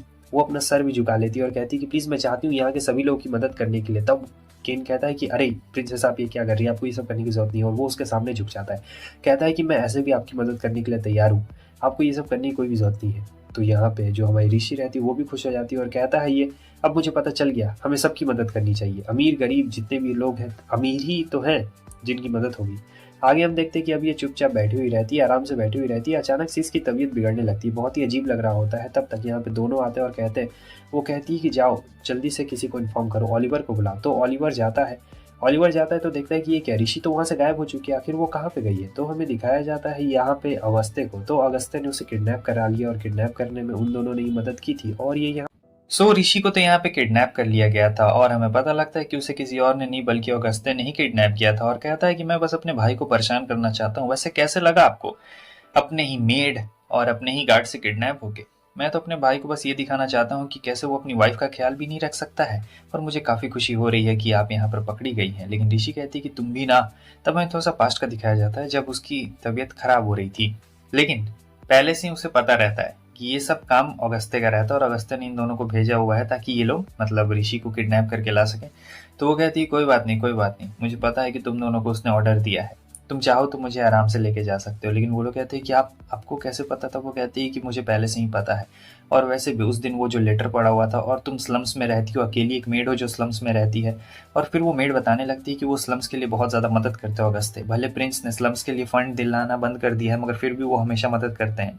ऋषि कहती है, मैं आगे का देख लूंगी, तुम लोग बस मुझे ले जाओ। वो लोग कहते हैं कि हम आपको कोई नुकसान नहीं पहुंचाएंगे, और फिर आराम से ले जाते हैं। आगे हमें दिखाया जाता है कि इसने तो खुल लिया रहता है भाई। बाद में हमें दिखाया जाता है अर्नोल्ड को। तो अर्नोल्ड यहाँ पे आ चुका था। अगस्त्य कहता है कि मैं बहुत खुश हूँ भैया कि तुम यहाँ पे आ गए। तो वो कहता है कि तुमने ऐसा क्यों किया? तब वो कहता है कि मैं तो बस तुम्हें नीचा दिखाना चाहता हूँ कि कैसे मेरा जो बड़ा भाई है वो अपनी वाइफ का भी ख्याल नहीं रख सकता है, तो वो इस देश का क्या ख्याल रखेगा? मुझे आज यहाँ का किंग बनना है, ठीक है, तुम अपना इस्तीफा क्यों नहीं दे देते हो वहाँ से? हाँ, मुझे यहाँ का किंग बना दो। लेकिन जो अर्नोल्ड है वो बहुत ही एकदम शांत बैठा हुआ रहता है और कहता है, अच्छा तो तुमने उसे कैसे बांध के रखा हुआ है? तब ये बताता है कि मैंने उसे मतलब ऐसे ही रख दिया है, एक कमरे में रखा है, और उसमें एक खिड़की है लेकिन वो बहुत ही ऊपर है, तो वहाँ से निकलना बहुत मुश्किल है। और हाँ, गार्ड्स भी है दरवाजे के बाहर, तो मुझे नहीं लगता है कि वो निकल भी पाएगी, ये सब बहुत नामुमकिन है निकलना। लेकिन अर्नोल्ड जो रहता है यहाँ पे हंसने लगता है और कहता है कि तुमने उसे बहुत ज़्यादा कमज़ोर समझ के रखा है। मुझे लगता है कि तुम ऋषि की मेन पावर्स को नहीं जानते हो कि आखिर वो किस टाइप की लड़की है। तो अर्नोल्ड यहाँ पे इतनी खुशी से बोल रहा होता है तो थोड़ा सा अगस्त्य डर चुका रहता है, क्योंकि अर्नोल्ड को यहाँ पे सेंस हो गया था कि जो हमारी ऋषि है वो दौड़ के सीधे उसी के पास आ रही होती है, और ये लो आ गई। ये चीज देख के तो अगस्त्य भी यहाँ पे बहुत ज्यादा हैरान हो जाता है कि अरे भाभी यहाँ पे कैसे आ गई। और फिर जो हमारी ऋषि रहती है कहती है, योर हाइनेस, आपने आपने शायद यहाँ पे कुछ किया हुआ है। और जो अगस्त्य रहता है उसे बता रही होती है, डांट के समझा रही होती है कि किसी को ऐसे नहीं पकड़ा जाता। वो कहता है कि तुम मतलब भागी कैसे? तब वो बोलती है कि अरे कहीं नहीं भागी, नॉर्मल दरवाजे से आई। और फिर अगस्त्य को बताने लगती है कि तुम्हें मतलब प्रिजनर को रखने नहीं आता। सबसे पहले अगर तुम किसी को बंधक बनाओ तो उसका हाथ पैर मतलब बांध दिया करो, और चेक करो कि कैसे कहीं उसके पास कोई टूल वूल तो नहीं ना रहता है। उसके बाद तुम्हें देखना चाहिए कि कहीं उसका फिजिकल अच्छा तो नहीं ना है, मतलब उसे लड़ने वड़ने तो नहीं ना आता है। और उसके बाद तुम्हें देखना चाहिए कि तुम उसका हाथ पैर मतलब तोड़ दो, ताकि वो खड़े होने के लायक ना रहे या फिर कोई वेपन उठाने के भी लायक ना रहे। तो यहाँ पर वो अपने किडनैपर को ही बता रही होती है कि देखो ऐसे ऐसे किडनैप किया जाता है, नॉर्मल लोगों की तरह किडनैप बिल्कुल भी नहीं किया जाता है।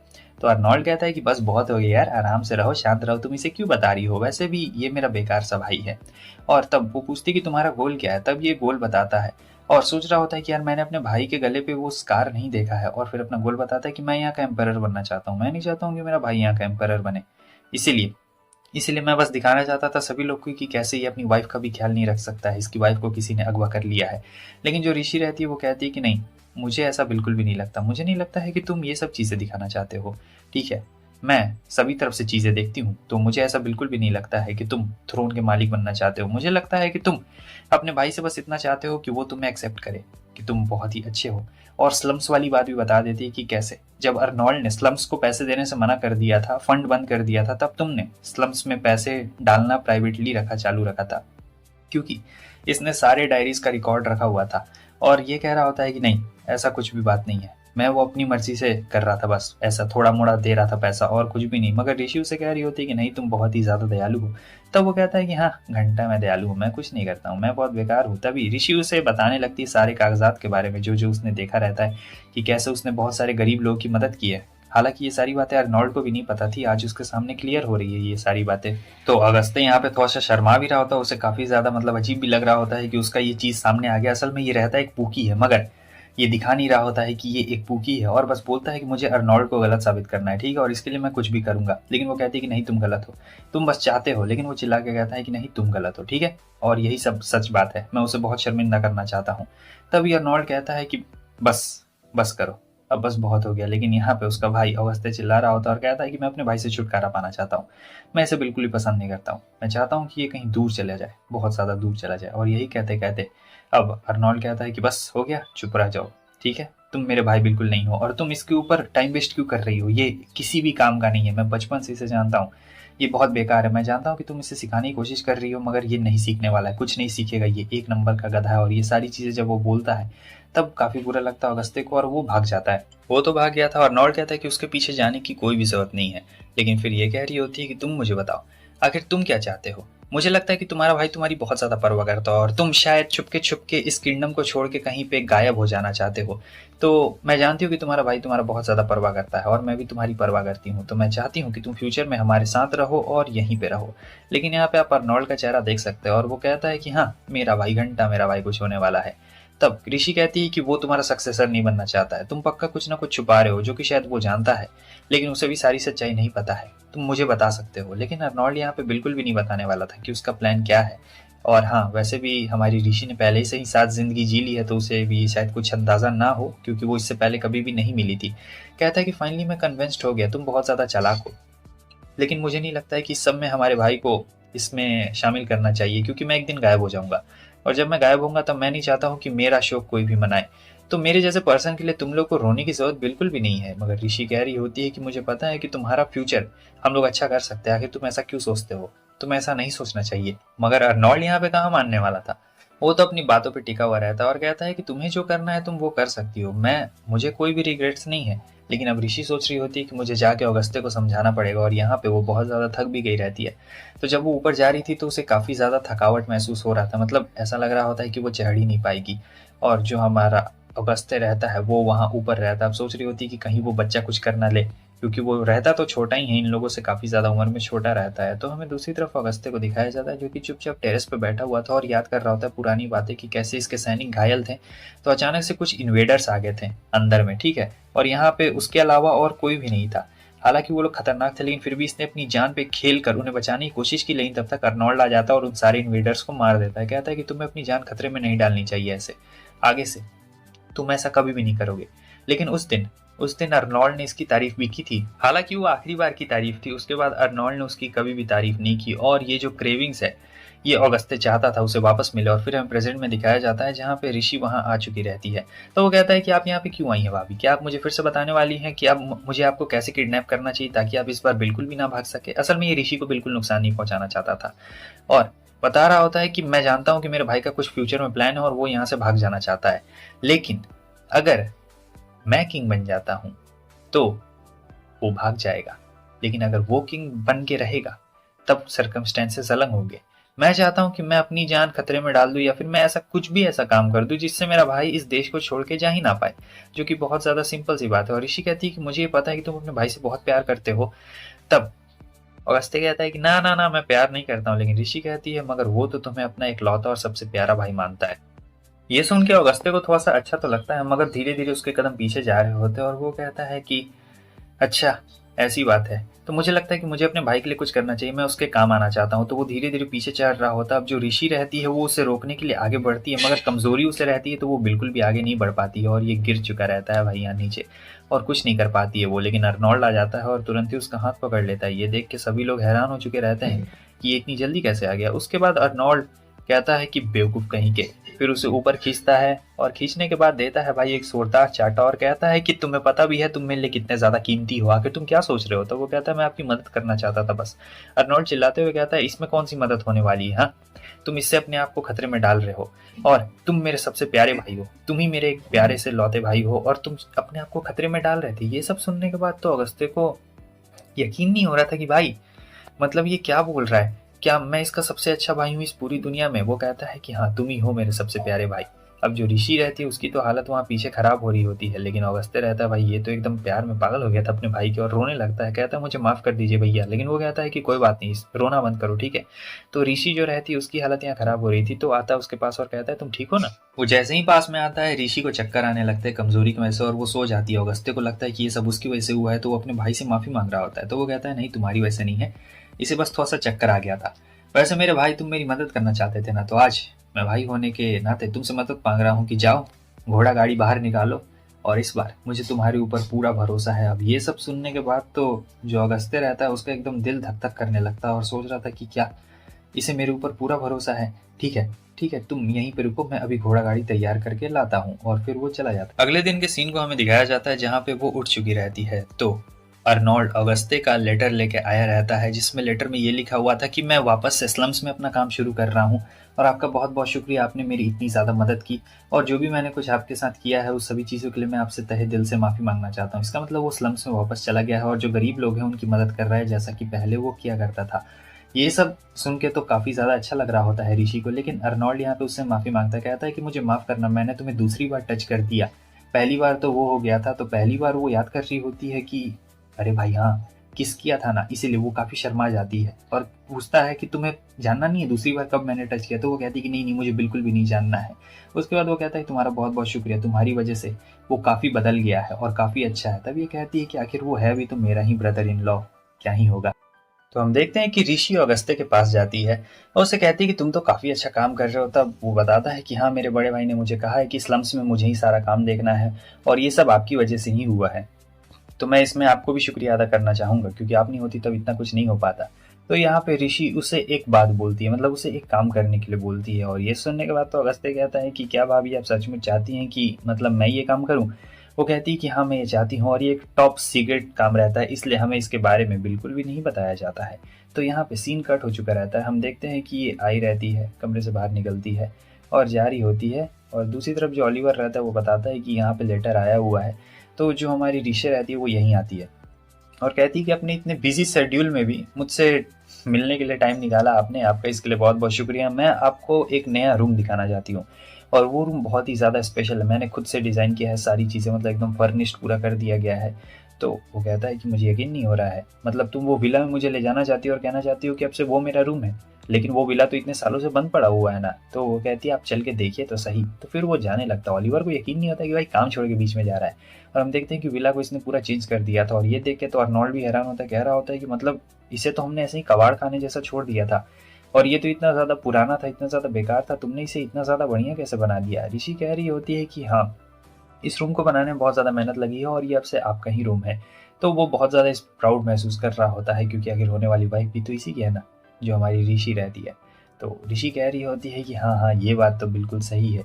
फिर यहाँ पे ऋषि बाकी चीज़ों के बारे में बात करने लगती है। बाकी चीज़ें कि जैसे कि आपने मुझसे बोला था कि आप मुझे बहुत कुछ सिखाएंगे, क्या आप भूल गए? हाँ, देखिए यहाँ पे रोशनी कितनी अच्छी आती है, यहाँ पे बहुत ही अच्छा हवा भी आता है, और सब चीज़ काफ़ी ज़्यादा, व्यू भी बहुत ज़्यादा बढ़िया है। वैसे मैं सोच रही हूँ कि आपका कुछ प्लान ना हो तो आपने शायद मुझसे उस दिन पार्टी में वादा किया था, आपको याद है ना, कि आप मुझे स्वॉर्ड फाइटिंग सिखाएंगे और भी बहुत सारी चीज़ें सिखाएंगे। तो वो कहता है कि तुम आखिर क्यों सीखना चाहती हो? ऋषि कहती है क्योंकि मुझे अच्छा लगता है, ये देखिए गार्ड्स जो हैं कितनी अच्छी मेहनत कर रहे हैं, तो मुझे भी सीखना है। अर्नोल्ड कहता है कि ठीक है, अगर तुम्हें सीखना ही है तो मैं तुम्हें ज़रूर सिखाऊंगा। वैसे भी मैंने तुमसे वादा किया, और मैं अपनी फ्यूचर वाइफ को नहीं चाहता हूँ कि वो कमज़ोर निकले, क्योंकि अर्नोल्ड तो खुद ही इतना ज़्यादा तगड़ा बंदा रहता है और इसके सामने कोई ऐसे भी नहीं टिकने वाला है। तो इसलिए अब वो उसे भी ज़रूर सिखाएगा। तो आगे हम देखते हैं कि ड्रेस पहन के दोनों बिल्कुल रेडी हो गए थे। पर यहाँ कहानी में एक ट्विस्ट रहता है। जैसे कि आप देख सकते हैं कि हाथ पैर बंधे हुए हैं, मतलब बंधे हुए नहीं, पूरी तरीके से लॉक है, और उसने तो अपनी आंख पे एक पट्टी भी लगाई हुई है।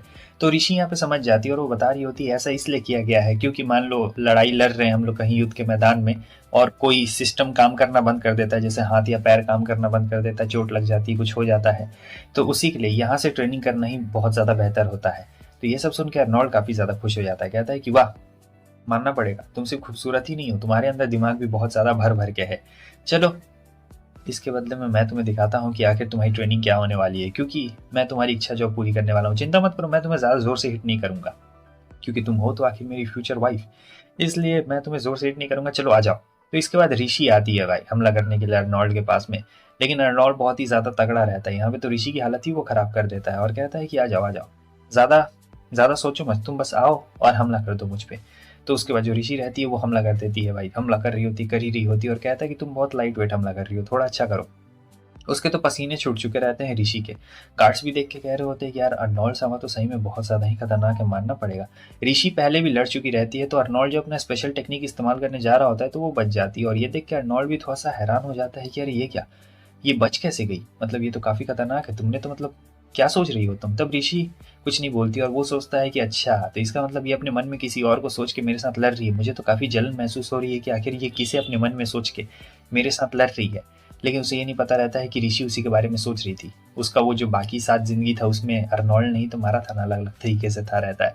और वैसे भी अर्नोल्ड आगे चल के बहुत पावरफुल हो जाएगा, लेकिन क्या होगा ये तो किसी को नहीं पता रहता है।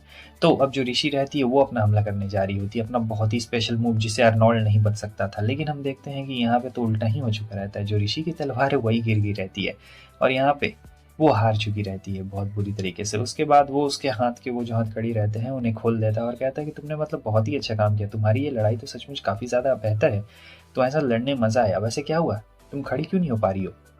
तब वो बताती है कि वो आपसे लड़ने के बाद ना मतलब थोड़ा सा वो हो गया है, कमज़ोरी हो गया है, और हाथ झंझना गया है, पैर भी झंझना गया, इसलिए मैं खड़ी नहीं हो पा रही हूँ। तो वो उसे गोदी में उठा लेता है भाई सीधे। और फिर हम देखते हैं कि जब वो उसे ले जा रहा होता है तो कहता है कि अगर तुम मुझसे जीत जाती तो तुम मुझसे क्या सवाल पूछने वाली थी, क्योंकि लड़ाई से पहले इन लोगों ने एक दूसरे को कहा था कि अगर मैं जीता तो मैं तुमसे सवाल पूछूंगा, लेकिन यहाँ तो ऋषि हार चुकी रहती है।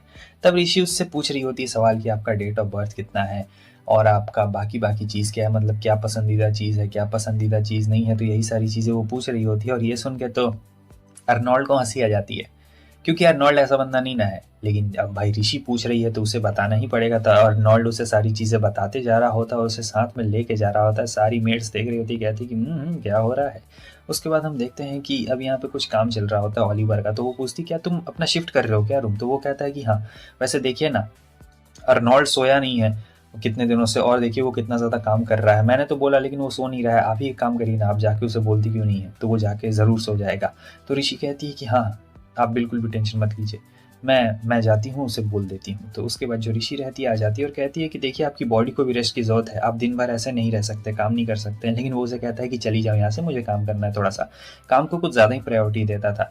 लेकिन ऋषि उसे कहती है कि देखो तुम बच्चे जैसी हरकतें कर रहे हो, अगर तुम अपने आप से नहीं सोओगे तो मैं तुम्हें सुलाऊंगी। अब जब वो ये बात बोलती है तो अर्नोल्ड के मन में लड्डू फूट जाता है। कहता है कि तुम मुझे सुलाओगी, आखिर कैसे तुम मुझे सुलाने वाली हो। तो उसके बाद वो उसे कमरे में ले आती है और कहती है कि अब सोइए आप, और मैं यहाँ पे ऐसे आपके बगल में बैठ जाती हूँ, उम्मीद करती हूँ कि आपको डिस्टर्बेंस बिल्कुल भी नहीं होगा। तो अर्नोल्ड कहता है कि अरे नहीं नहीं, बिल्कुल भी डिस्टर्बेंस नहीं होगा। और वैसे भी अर्नोल्ड सोया नहीं रहता है बहुत दिन से, तो वो चुपचाप सो जाता है और ये सोच रही थी कि यार कितना ज़्यादा सिंपल सीधा सादा बंदा है, पता नहीं फ्यूचर में आगे चलकर ये कैसे वैसे हो गया था। मुझे जानना ही पड़ेगा कि आखिर क्या बात है और ऐसा क्यों हो रहा है। लेकिन अर्नोल्ड को नींद नहीं आ रहा था ना, क्योंकि वो उसे देखते जा रही होती है और वो कहता है कि तुम क्या कर रही हो, जो करना चाहो तुम कर सकते हो। तो वो उसके बगल में आ जाती है, बैठ जाती है, उसे सहला रही होती है बिल्कुल छोटे बच्चों की तरह। अर्नोल्ड को यहाँ पे हंसी आ रही होती है क्योंकि आज तक कभी ऐसा किसी ने किया नहीं उसके साथ में। और वो कहता है कि तुम क्या कर रही हो यार, बहुत हंसी आ रहा है, वैसे तुम्हारा जो करने का मन है तुम वो कर सकती हो। तो वो उसके गले के निशान को ही देखते जा रही होती है बार बार और सोच रही होती है कि क्या मुझे इसे टच करना चाहिए, क्योंकि मैं जानना चाहती हूँ कि आखिर यहाँ पे क्या कुछ हो गया था क्या। तो वो जाती है और गले के निशान को उसको टच कर रही होती, धीरे धीरे सहला रही होती है। तब तक जो अर्नोल्ड उसका हाथ पकड़ लेता है तो वो उससे माफ़ी मांगती है।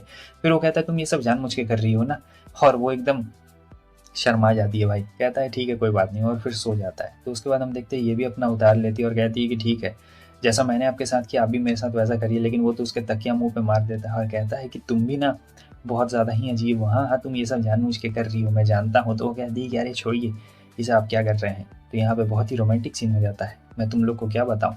लेकिन इसके बाद जो दोनों का हो जाता है और कहता है कि देखो मैं तुम्हें टच नहीं करना चाहता हूँ, जैसा कि मैंने पहले से वादा किया है, तुम्हें याद है ना। वो कहती है कि हाँ।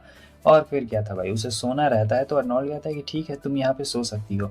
और जब सो के उठती है तो कहती है कि अरे ये क्या, आप यहाँ पे क्या कर रहे हैं मेरे कमरे में। तो वो कहता है ये मेरा कमरा है। तब तक कोई आ जाता है तो ये चादर ढक लेती है अपने आप को, और हम देखते हैं कि वो कोई और नहीं बल्कि ओलिवर रहता है, काम के बारे में आया रहता है बताने के लिए कि काम बहुत ज़्यादा बढ़ गया है। तो अर्नोल्ड से कहता है कि हाँ हाँ कोई बात नहीं, मैं सारा काम संभाल लूंगा। तो यहाँ पे वो छुपी हुई रहती है तो किसी को नहीं पता चलता है, और कहता है कि देखो वो चला गया है, अब तुम एक काम करो, तुम यहाँ से उठ सकती हो, जा सकती हो। तो यहाँ तो ऋषि को शर्म आ रही थी। उसके बाद तो भाई ऋषि आगे रहती है। आगे हमें दिखाया जाता है कि इसका कुछ पार्सल आया हुआ रहता है कंपनी से, ये एक विग रहता है और ये विग का काम इस्तेमाल करने वाली है ये लड़का बनने के लिए, ताकि यहाँ पे ट्रेनिंग ले सके। आपको तो पता ही है कि इसे लड़ना कितना ज़्यादा पसंद है और लड़ने के लिए ट्रेनिंग भी चाहिए, इसीलिए अब ये लड़का बन के अपनी ही फोर्स के अंदर लड़ेगी। तो हमें दिखाया जाता है कि ऋषि की ट्रेनिंग यहाँ पे जारी रहती है। वैसे यहाँ पे ये लड़का रहती है तो इसे किसी और नाम से यहाँ बुलाया जाता है। तो इसने ट्रेनिंग में घुसने के लिए यहाँ पे अगस्त्य की मदद ली थी, ठीक है। और अगस्त्य ने इसकी मदद इसलिए की थी क्योंकि वो अपने भाई को दिखाना चाहता था कि जो होने वाली भाभी है वो मतलब नॉर्मल लड़की नहीं है, वो एक्स्ट्रा ऑर्डिनरी है। वैसे तो ये बात अर्नोल्ड भी बहुत अच्छे से जानता है कि एक्स्ट्रा ऑर्डिनरी है, लेकिन जो ऋषि है वो थोड़ा सा एक्स्ट्रा करना चाहती है क्योंकि वो लड़ाई में उतनी ज़्यादा बेहतर तो है नहीं और फ्यूचर में काम भी आना है, मतलब फ्यूचर में बहुत मुश्किल है अर्नोल्ड के सामने टिकना, इसीलिए। तो आगे हमें दिखाया जाता है कि ये थक खा के बैठी हुई रहती है। उतनी देर में एक बंदा वहाँ पे आता है। अब ये जो बंदा रहता है ऋषि का बढ़िया दोस्त बन गया रहता है यहाँ पे, और वो बहुत सारी चीज़ों के बारे में यहाँ पे बात भी कर रहा होता है। और हमें इस बंदे के बारे में बताया जाता है कि ये अर्नोल्ड को बहुत ही एडमायर करता है क्योंकि अर्नोल्ड बहुत ही ताकतवर है और ये अर्नोल्ड जैसा ही बनना चाहता है। मतलब उस पोस्ट पे तो नहीं पहुंच पाएगा लेकिन उन्हीं के जैसा बनना चाहता है क्योंकि वो बहुत लोगों की इंस्पिरेशन है। तो अब इसी चीज़ को लेके यहाँ पे ये लोग बात कर रहे होते हैं। तो उतनी देर में यहाँ पे एक और बंदा आता है जो ही कैप्टन रहता है और कहता है तुम्हें रॉयल फैमिली के लोगों को नाम लेके नहीं बुलाना चाहिए, ठीक है। और इनका नाम रहता है कोर्ट लेवेंस, और पहले से ही ऋषि को पता रहता है कि ये कौन बंदा है और फ्यूचर में इसका क्या काम आने वाला है क्योंकि ये अर्नोल्ड का काफ़ी खास आदमी होने वाला है आज से 5 साल बाद। तो यहाँ पे जो हमारा कैप्टन रहता है वो कह रहा होता है कि तुम कुछ मतलब खाते हुए तो नहीं हो क्या, चिकन खाना पसंद है क्या तुम्हें। तो ऋषि कहती है कि हाँ हाँ मुझे मतलब पसंद है, वो सब नॉनवेज खाना पसंद है। तो कहता है मैंने तुम्हें इसलिए बोला है क्योंकि तुम बाकी लड़कों के मुकाबले थोड़ा सा ज़्यादा पतले लग रहे हो मुझे, तो तुम लोग को थोड़ा सा मांस भी बढ़ाना पड़ेगा क्योंकि अगर बॉडी में मांस नहीं होगा तो लड़ाई के मैदान में लड़ना बहुत ही ज़्यादा मुश्किल हो जाएगा। तो यहाँ पे समझाने के बाद हम देखते हैं कि ये आ जाती है यहाँ पे एक वेयर हाउस में और मेड जैसा जाती है, मेड जैसा ड्रेस चेंज कर लेती है। तब यहाँ पे मेड है, किसी को पता नहीं है प्रिंसेस है, फिर घुस जाती है अंदर में। तो अब ये अर्नोल्ड से मिलने के लिए प्रिंसेस जैसा बन के जा रही होती है। तो जो हमारा अर्नोल्ड रहता है बड़ा ठगी रहता है, पास में आ जाता है और कहता है कि सुनो मिलने के लिए आ जाना इतना बजे और बढ़िया से आना। तो यहाँ पे वो कहती है कि हाँ हाँ मैं बहुत ही बढ़िया से आऊँगी। बताओ यहाँ पे इतने सारे लोग बैठे हुए हैं, देख रहे हैं, लेकिन फिर भी अर्नोल्ड को कोई फ़र्क नहीं पड़ता है और दोनों अपने में ही फ्लर्टिंग कर रहे होते हैं बहुत देर तक। दोनों में ऐसे ही बातचीत हो रही होती है। सीन कट होता है। ऋषि बस सोच रही होती है कि यार मैं कैसे सज के जाऊँगी, क्या करके जाऊँगी, क्या पहन के जाऊँगी, कुछ भी समझ में नहीं आ रहा है। मगर उसकी मेड कहती है कि अरे मैडम आप टेंशन क्यों ले रही हैं? जब तक मैं हूँ यहाँ पर आपको टेंशन लेने की बिल्कुल भी ज़रूरत नहीं है। मैं हूँ ना। और फिर यहाँ पे उसे सज-धज के ला दिया गया रहता है, तो वो कहता है कि अरे चलो अपना ये मास्क हटा लो, कोई नहीं पहचानेगा यहाँ पे तुम्हें, आराम से तुम उतार सकती हो, मुझे पहचान लेंगे। लेकिन जब वो अपना हटाती है भाई हुड्डी, तो बहुत खूबसूरत लग रही होती है। इतनी खूबसूरत लग रही होती है कि अर्नोल्ड ने कुछ बोला ही नहीं रहता और इसे देख के वो थोड़ा-सा शर्मा जाती है कि अरे भाई इसने तो कुछ बोला ही नहीं है।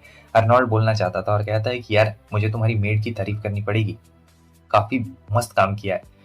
उसके बाद तो ये लोग आ चुके रहते हैं यहाँ पे मार्केट में, और मार्केट में बहुत सारी चीज़ें होती है जो कि काफ़ी अच्छी लगती है। ऋषि को कहती है कि चल ना ये ट्राई करते हैं, ये टेस्ट कर लेते हैं, मज़ा आ जाएगा। तो वो घड़ी देख रहा होता है। तो ऋषि देखती है कि अरे ये घड़ी क्यों देख रहा है? ऐसे तो नॉर्मली कभी नहीं देखता है। आज बड़ा घड़ी देख रहा है, मेरे साथ में आया है तो। कोई बात नहीं। खैर वहाँ पे वो अलग-अलग दुकान में जाती है, फ्रूट्स को देख रही होती है। तो यहाँ एक फ्रूट उसे बहुत अच्छा लगता है। ये ड्रैगन फ्रूट है। तुम लोगों को पता ना हो तो मैं बता दूँ कि 120 रुपये का एक मिलता है। छोड़ो क्या बताऊँ। टेस्टी रहता है वैसे।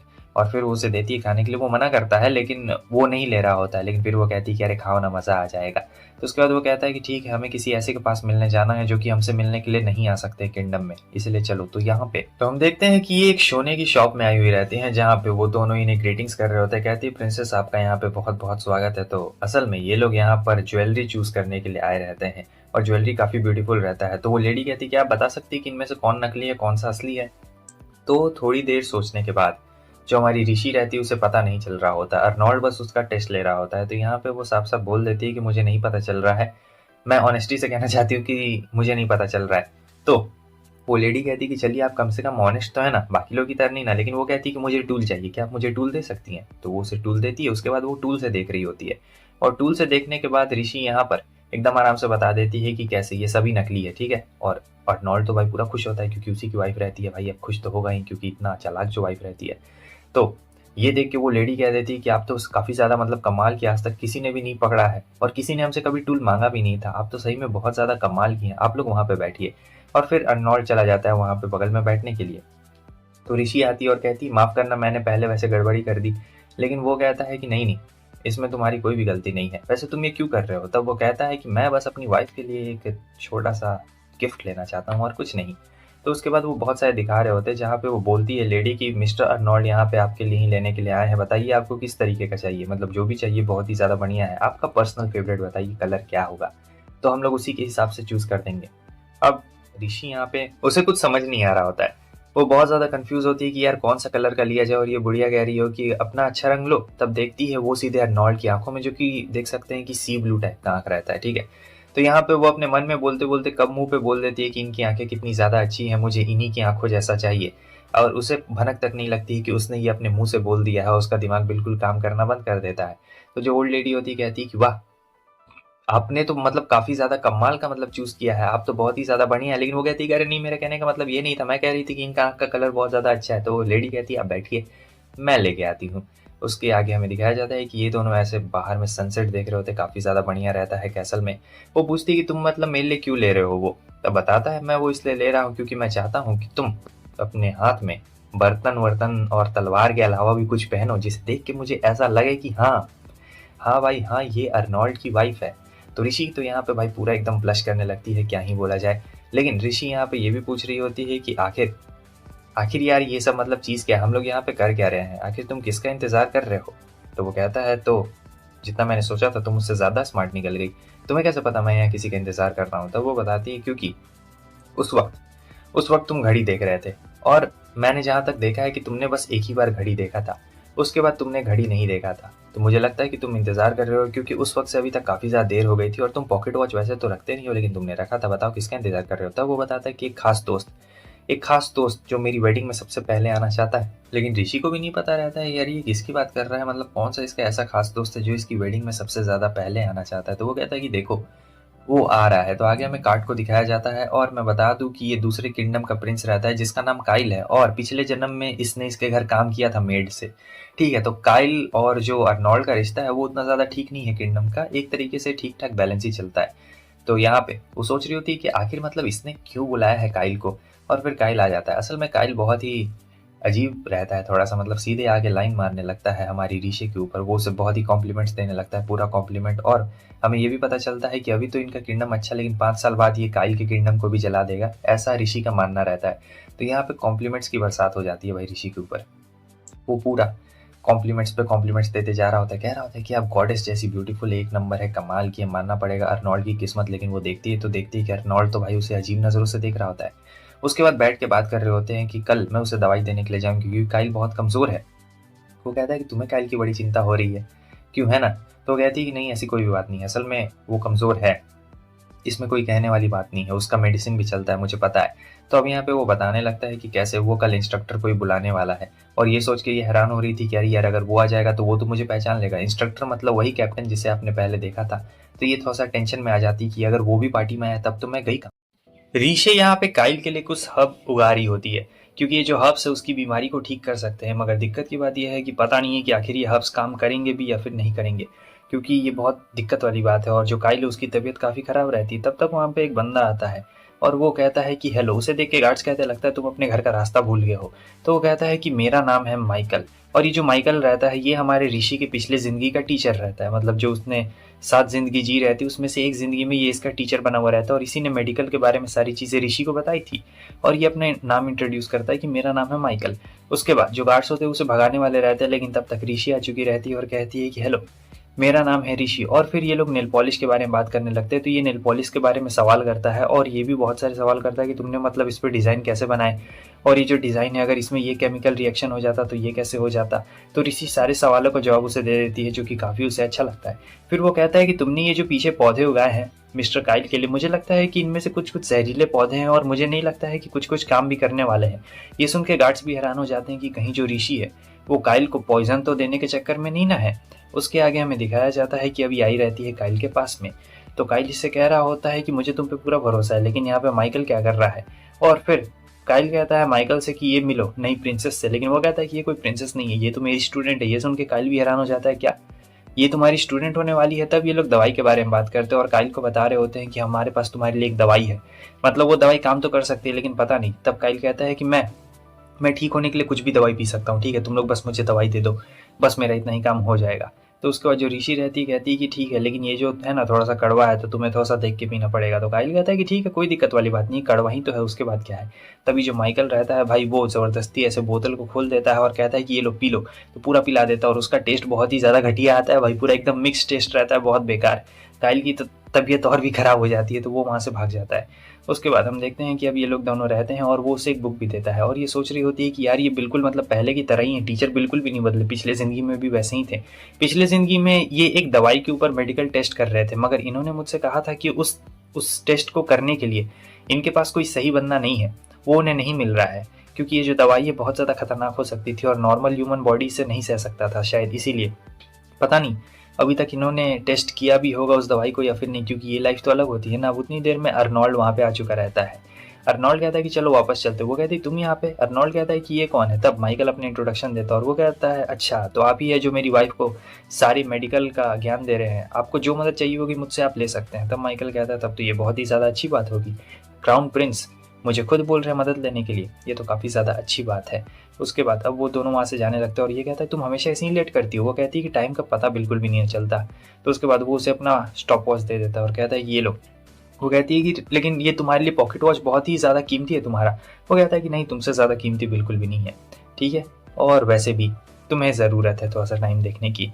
तभी ये सोच रही होती है कि मास्टर ने कहा था कि उन्हें कोई सही कैंडिडेट नहीं मिल रहा था दवाई के लिए, मतलब पिछली ज़िंदगी का सोच रही थी और सोच रही थी कहीं अर्नोल्ड तो वो सही कैंडिडेट नहीं ना है। मतलब हाँ, इसका बॉडी भी स्ट्रांग है और आगे चलकर फ्यूचर में बहुत कुछ होने वाला भी है। तो इसीलिए अब यहाँ पे आगे हम देखते हैं कि अब यहाँ पार्टी होने वाली थी, तो ये पार्टी के लिए रेडी हो रही थी। तो इसे एक लेटर आया रहता है जो कि बुढ़िया की तरफ से आया रहता है। तो बुढ़िया ने लिखा रहता है कि हमने आपका मतलब रिंग बना दिया है, रिंग बनाने के लिए थोड़ा सा मेहनत लग रहा है, रिंग का डिज़ाइन भी हमने भेज दिया है। तो यहाँ पे रिंग का डिज़ाइन उसे भेज दिया गया रहता है और पार्टी के लिए सब लोग एकदम रेडी हो गए रहते हैं, जानदार। तो इंस्ट्रक्टर से से बचना रहता है पार्टी में, क्योंकि कहीं इंस्ट्रक्टर पहचान ना ले। तो जो काइल रहता है वो तो अर्नोल्ड के साथ यहाँ पे लग गया था। तो ऋषि कहती है ठीक है अब मैं थोड़ा सा चलती हूँ। तो यहाँ पे आने के बाद वो अपने एक टेक्निक का इस्तेमाल करती है जिससे वो पता लगा सके कि आखिर वो इंस्ट्रक्टर कहाँ पे है, और जहाँ पे भी वो इंस्ट्रक्टर रहेगा ये उसके पास में बिल्कुल भी नहीं जाएगी, मतलब एकदम दूर दूर ही इससे रहने वाली है। तो इसे पता लग गया था, और ये टेक्निक इसने बहुत साल बाद इस्तेमाल की रहती, मतलब पिछली ज़िंदगी में इस्तेमाल की थी, अब पता है नहीं कौन सी ज़िंदगी में इस्तेमाल कर रही है। इसलिए तो ऐसा हो रहा था कि जब भी वो उसके आसपास आ रहा होता है तो ये तुरंत ही इधर उधर करने लग रही होती है, क्योंकि इसे पता लग रहा होता है। बाद में हम देखते हैं कि काइल और अर्नोल्ड बात कर रहे होते हैं, जहाँ पे काइल कहता है कि प्लीज़ हमारे कंट्री को कुछ सेना की ज़रूरत है, प्लीज़ आप हमें दे दें, और इसके बदले में हम लोग आपको सोना चांदी जो भी होगा सब दे देंगे। हमें भले थोड़ा सा लॉस हो जाए या लॉस पूरा हो जाए, लेकिन प्लीज़ मैं चाहता हूँ अपने देश के लोगों को बचाना। वैसे ही बहुत सारे देश हमारे पीछे पड़े हुए हैं, लेकिन अर्नोल्ड साफ साफ मना कर देता है और कहता है तुम्हारे देश को बचाने के लिए मैं अपने देश को खतरे में क्यों डालूंगा। मुझे समझ आ गया तुम्हारी तबीयत इतनी ज़्यादा खराब है, फिर भी तुम यहाँ पे पार्टी में आए हो मेरे पास क्योंकि तुम्हें मदद चाहिए, लेकिन माफ़ करना मैं ये काम नहीं कर सकता हूँ। लेकिन काइल कहता है कि हमारे फैमिली में एक न्यू मेंबर आने वाला और मैं अपने कंट्री को प्रोटेक्ट करना चाहता हूँ प्लीज़। और यही चीज़ ऋषि सोच रही होती है कि जब 5 साल बाद अर्नोल्ड वार शुरू करेगा तब जो काइल की कंट्री है उसे भी बहुत ज़्यादा मतलब दिक्कत पहुंचने वाली और बहुत सारे लोग मारे जाएंगे। और पिछली ज़िंदगी में उसने बोला था कि वो अपने लोगों को प्रोटेक्ट करना चाहता है, मुझे ही ये काम करना पड़ेगा, कुछ ना कुछ कर। हम देखते हैं कि काइल आता है, बहुत ही दुखी रहता है, तो फिर माइकल उससे पूछता है कि क्या हो गया, तुम इतने उदास क्यों हो। तो जो भी इनके बीच में बात हुई रहती है, जो भी अर्नोल्ड से बात किया रहता है वो सारी बात बता देता है वो। लेकिन यहाँ पे माइकल हंस रहा होता है क्योंकि उसका एकदम जो प्लान था ना वो एकदम सही डायरेक्शन में जा रहा होता है, क्योंकि इसे एक ऐसा बंदा चाहिए था जो इसके उस प्लान के लिए मस्त हो, और बिल्कुल वैसा ही बंदा मिला रहता है इसे, जो कोई और नहीं बल्कि अर्नोल्ड ही होने वाला रहता है। ठीक है, आगे हमें दिखाया जाता है कि ये प्रैक्टिस कर रही होती है यहाँ पे लड़का बन के, और सोच रही होती है कि मुझे किसी भी तरीके से करके वॉर को यहीं पे रुकवाना पड़ेगा, मुझे कुछ ना कुछ करके अर्नोल्ड सामा को यहीं पे रोकना पड़ेगा, वरना काफ़ी दिक्कत हो जाएगी।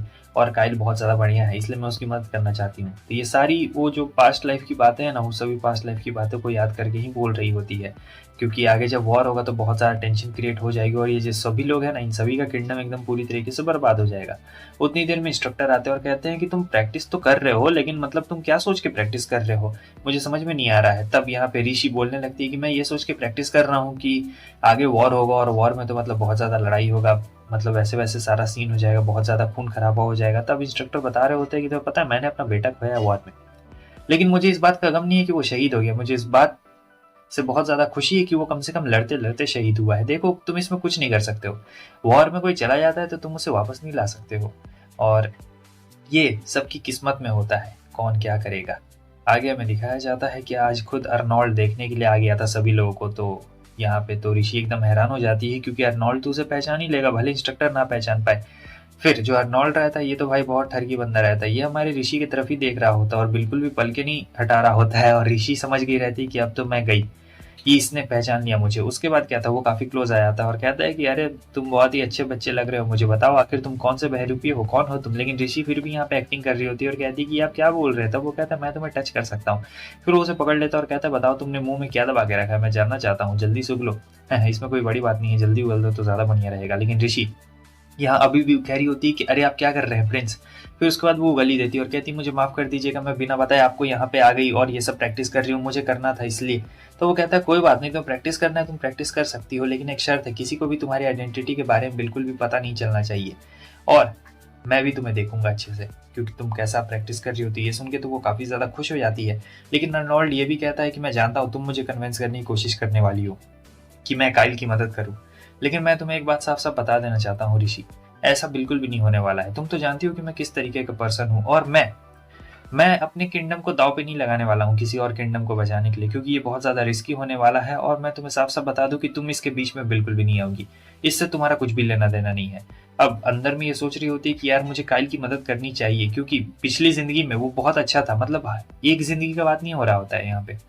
अभी तक जितना भी 7 जिंदगी मतलब इसे मिली हुई रहती है, सातों में काइल ने मतलब इसकी अलग अलग तरीके से मदद की है। भले वो नोबेलिटी से बिलोंग करता है, लेकिन फिर भी क्या हुआ, बहुत ज़्यादा ही उसने मदद की रहती है।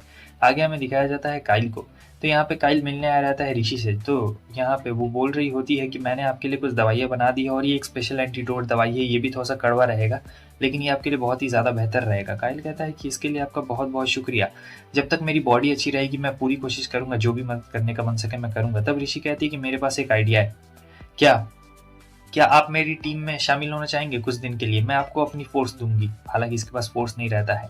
और फिर आगे हमें दिखाया जाता है कि ये माइकल के पास आई रहती है, और माइकल को किसी भी तरीके से अर्नोल्ड से दूर करना चाहती थी, लेकिन ये कह रहा होता है तुम्हें पता है मैं जानता हूँ कि तुम भी इंटरेस्टेड हो अर्नोल्ड में, लेकिन तुम्हें पता है मैं भी इंटरेस्टेड हूँ अर्नोल्ड में, लेकिन हम दोनों अलग अलग चीज़ों को लेकर इंटरेस्टेड है और मैं जानता हूँ कि तुम मुझे उससे दूर करने की कोशिश कर रही हो ऋषि। ऋषि कहती है कि अरे नहीं मास्टर आप ये क्या बात कर रहे हैं। तो वो कहता है कि नहीं नहीं नहीं मुझे अच्छी तरीके से पता है। क्या तुम्हें पता है मैंने एक नया एक्सपेरिमेंट बनाया है जिसका नाम है गन पाउडर। असल में ये जो गन पाउडर है बहुत ज़्यादा खतरनाक है, ठीक है, बहुत ज़्यादा तबाही मचाता है। अब ऋषि समझ गई रहती है कि जो इसका मास्टर है उसने जान लिया है कि ये अर्नोल्ड से दूर रखना चाहती है उसे, लेकिन वो कह रहा होता है कि मैं तुम्हें बता दूं कि मैं अपने प्लान को ज़रूर कामयाब करके रहूंगा। तो ऋषि को यहाँ पे पास्ट का याद आ जाता है। पास्ट मतलब पिछले ज़िंदगी का। पिछले ज़िंदगी में भी उसने गन पाउडर का इस्तेमाल करने को बोला था, ये एक वेपन का नाम दे दिया था। असल में ये बहुत बड़ा बम रहता है जिससे बहुत दूर तक तबाही मचती है, बस सिंपल सी बात रहती है और कुछ भी नहीं रहती है यहाँ पे, ठीक है। तो यहाँ वो बता रहा होता है कि देखो मैं इस्तेमाल तो करके ही रहूँगा, मुझे अपना एक्सपेरिमेंट इस्तेमाल करना है, ये एक्सपेरिमेंटल पर्पज़ के तौर पर रहता है। और ये समझ गई थी कि ये इसे नहीं रोक सकती है। उसके बाद हम देखते हैं कि जब वो जा रही होती है तब उतनी देर में कोई आ जाता है बीच में और अगस्त्य रहता है। अगस्त्य कहता है मैंने सुना मेरे भाई ने तुम्हें पकड़ लिया। वो कहती है तुम्हें कैसे पता? तब बताता है कि मेरे कुछ इन्फॉर्मर्स है। अब इतनी देर में ऋषि को एक आइडिया आ जाता है और कहती है कि तुम्हारे इन्फॉर्मर्स है ना, तुम एक काम करोगे, तुम अपने कुछ इन्फॉर्मर्स मुझे दे दोगे क्या, क्योंकि मेरा मतलब थोड़ा सा काम है। तो अगस्त्य कहता है ठीक है, अगर तुम मांग रही हो तो मैं तुम्हें कुछ इन्फॉर्मेशन दे दूंगा, लेकिन प्लान क्या है? तब वो उसे प्लान बता रही होती है कि देखो हमें इस तरीके से करना है और फिर सारा काम एकदम बढ़िया से हो जाएगा। आगे हमें दिखाया जाता है यहाँ पे खड़ा रहता है माइकल। तो जो माइकल का लाइफ है वो ट्रेजेडी भरा था। बचपन में ही मदर की डेथ हो गई थी, उसके फादर इसे ही जिम्मेदार ठहराते थे कि तुम्हारी वजह से मेरी वाइफ की डेथ हो गई। और फिर बचपन से ही किताबी कीड़ा था, तो क्या होता है कि बड़े साइंटिस्ट लोग को भी इसका मतलब एक्सपेरिमेंट बहुत ज़्यादा अच्छा लगता है, वो सारी चीज़ें टॉप क्लास। लेकिन फिर क्या होता है कि जिस लैब में काम करता था वहाँ पे आग लग जाती है, इसके डैड के साथ बहुत लोग की मौत हो जाती है। तब इसने गन पाउडर बनाया था।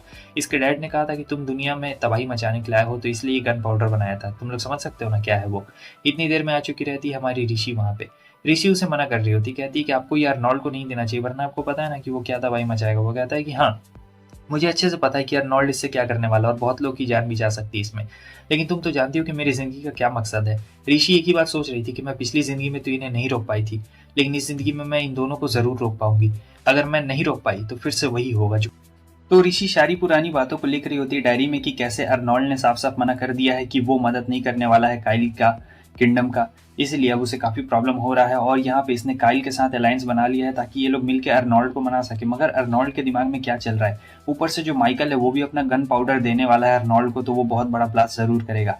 तो 5 साल बाद क्या होगा ये मुझे अभी तय करना पड़ेगा। तो खैर उसके बाद वो बालकनी से बाहर निकल चुकी रहती है। बालकनी के बाहर देखती है कि काफ़ी जुगनू आए रहते हैं, पहली बार होता है यहाँ पे। तो वहाँ बगल में अर्नोल्ड भी आ चुका रहता है और दोनों एक दूसरे को देख के मतलब अरे भाई रात में गुड इवनिंग बोल रहे होते हैं। वो पूछता है कि ये क्या था, वो बताती है कि ये जुगनू है। तो वो कहता है तुम्हें इंसेक्ट पसंद नहीं ना? तो वो कहती है कि ये इंसेक्ट है मगर ये प्यारे हैं, हर किसी का अपना कुछ लाइफ पर्पस होता है। और इसी के बाद वो भाषण देना शुरू कर देती है इंसेक्ट्स के बारे में। तो वो कहता है कि वाह तुम्हें तो बहुत ज़्यादा जानकारी है, बहुत ही ज़्यादा बढ़िया। तो वो कहता है कि तुम मेरे साइड में क्यों नहीं आ जाती हो। तो हम देखते हैं कि वो दरवाजे से तो नहीं जाती है, लेकिन उसके बाद सीधे आ जाती है बाउंड्री के ऊपर और फिर एकदम जोरदार छलांग मार देती है। इसे बचाने के लिए अर्नोल्ड आगे आ जाता है और इसे पकड़ लेता है, ठीक है। और वो कहता है कि तुम भी ना, तो वो कहती है माफ़ करिएगा मैं बस इतनी ही ऊंचाई से जंप लगा सकती हूँ, आपने तो देखा ही है। वो कहता है कि हाँ लेकिन तुम चाहती दरवाजे से भी आ सकती थी ना। वो कहती है कि और तेरी की मैं तो भूल ही गई थी, मुझे माफ़ कर दीजिएगा, मुझे इसके बारे में बिल्कुल भी याद नहीं था। तो वो कहता है कि कोई बात नहीं कोई बात नहीं। अब इतनी देर में ये लोग दोनों बात कर रहे होते हैं, प्यारी प्यारी बातें कर रहे होते हैं। और वो बोलता है कि तुम्हें पता है इन जुगनों को देख के मुझे मशाल की याद आती है और मुझे लड़ाई का याद आ जाता है। तुम जब यहाँ पे आई थी तो पता नहीं तुमने यहाँ पे क्या देखा था, लेकिन जब मेरा काम यहाँ पे पूरा हो जाएगा तब मैं इस किंगडम को छोड़ दूंगा, मेरा यहाँ से कुछ भी लेना देना नहीं है। और जब वो ये सारी बातें बोल रहा होता है तो उसका आँख ग्लो कर रहा होता है। तो वो कहती है कि आपका आँख तो बहुत प्यारा है, बहुत चमक रहता है। वो कहता है कि मेरा आँख बिल्कुल मेरे फादर की तरह है, बचपन में मैं चाहता था कि कोई मेरी आंखें निकाल ले। तब वो सोचती है कि लगता है इसके फादर के साथ इसका कुछ रिलेशनशिप अच्छा नहीं है, मतलब बचपन से ही। अर्नोल्ड कह रहा होता है कि देखो अगर तुम मुझे मेरे काम में डिस्टर्ब करोगी तो मैं तुम्हें भी मार सकता हूँ, मुझे इसमें बिल्कुल भी आपत्ति नहीं होगी क्योंकि मैंने अपनी मदर को पहले ही मार दिया है, तुम्हें तो ये बात पता ही है। लेकिन फिर जो ऋषि रहती कह रही होती है कि देखिए मुझे इससे बिल्कुल भी प्रॉब्लम नहीं है, लेकिन मैं आपसे एक वादा नहीं कर सकती हूँ कि मैं आपके बीच में टांग नहीं उड़ाऊंगी। मुझे जो अच्छा लगेगा मैं वो काम ज़रूर करूँगी और मैं हमेशा आपके हित में ही काम करूँगी। कभी ऐसा नहीं हो कि मैं आपके अपोजिट जाने की कोशिश करूँगी और आप मुझे भले ही कितनी बार भी क्यों ना मार ले, मैं हमेशा वापस आऊँगी। तो ये बात अर्नोल्ड को समझ नहीं आता है। तो वो कह रही होती है कि आप मुझे कितनी बार भी मार ले, मैं कभी मेड कभी कुछ कुछ ना कुछ बन के हमेशा आपकी लाइफ में आती रहूँगी और ये सिलसिला ऐसे ही चलता रहेगा। मैं इतनी आसानी से हार नहीं मानने वाली हूँ और मैं जो करना चाहती हूँ आपको वो सही ज़रूर लगेगा, अभी नहीं तो कल वो बात आपको भी ज़रूर समझ में आ जाएगी। लेकिन अर्नोल्ड कहता है कि ठीक है, अब मुझे थोड़ी-सी थकावट हो रही है, तो मैं यहाँ से चलता हूँ। बाद में हम देखते हैं कि ये काइल से कहती है कि तुम्हारा किंगडम का तो भाई सामान काफ़ी ज़्यादा मस्त है। काइल कहता है कि आपको इससे लगता है कि अर्नोल्ड साहब खुश हो जाएँगे? वो कहती है कि पता नहीं खुश होगा या फिर नहीं होगा, लेकिन मुझे लगता है कि इससे हमारी बात ज़रूर बन जाएगी, कम से कम वो तुमसे बात तो करेगा। काइल को चाहिए रहता है कि जो अर्नोल्ड है वो उसे अपनी मिलिट्री दे दे, क्योंकि बहुत सारे जो दूसरे किंगडम है वो इसकी किंगडम पे तात गड़ाए बैठे हैं और ख़त्म करना चाहते हैं, मतलब कब्जा करना चाहते हैं। इसलिए अर्नोल्ड के पास मदद मांगने के लिए आया, और आपको तो पता है ऋषि इसकी मदद क्यों कर रही है। इसके बाद ये लोग अर्नोल्ड के पास में जाते हैं, मगर उसे घंटा फर्क नहीं पड़ता है, वो कितना भी अच्छा क्यों नहीं बता रहा होता है। तब यहाँ पे हमें पता लगता है काइल का जो किंगडम है वो 6 महीने बर्फ से ही घिरा रहता है, और 6 महीना ऐसे नॉर्मल रहता है, और ये लोग ज़्यादातर अंदर ही में रहते हैं क्योंकि बर्फ पड़ता है ना, बर्फबारी वाला पूरा इलाका रहता है।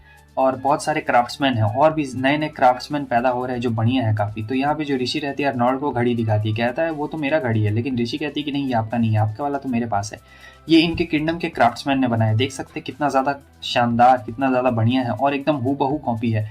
हम चाहे तो एक दूसरे को सपोर्ट कर सकते हैं। लेकिन अर्नोल्ड कहता है तुम्हें क्या लगता है कि मैं इसे सपोर्ट करूंगा? अगर मैं चाहूँ तो मैं मिलिट्री के दम पे इसके किंगडम पे कब्जा ना कर लूँ और सभी क्राफ्ट्समैन को अपने अंडर में काम ना करवा लूँ? तुम लोग जानते नहीं हो मुझे, मेरे काम करने का तरीका अलग है, मुझे ये सब चीज़ें बिल्कुल पसंद नहीं है, और मैं जानता हूँ ये सब तुम फालतू में आए हो। तब काइल कहता है मैं जानता था कि आपको ये चीज़ बिल्कुल पसंद नहीं आएगी, वो तो ऋषि सान के कहने पे मैं यहाँ पे आया था, लेकिन अब मुझे लगता है कि ये सब चीज़ें बेकार है, मुझे आपसे मदद नहीं मांगनी चाहिए थी, लेकिन मैं मांगना चाहता हूँ मेरे लोगों के लिए। उतनी देर में ऑगस्टे वहाँ पे आ चुका रहता है और कहता है मुझे भाभी से मिलना है, हमें कुछ बातें करनी है। अर्नोल्ड माफ़ी मांग रहा होता है काइल से, कहता है कि वो दोनों बहुत बदतमीज़ है, तुम उन्हें छोड़ दो।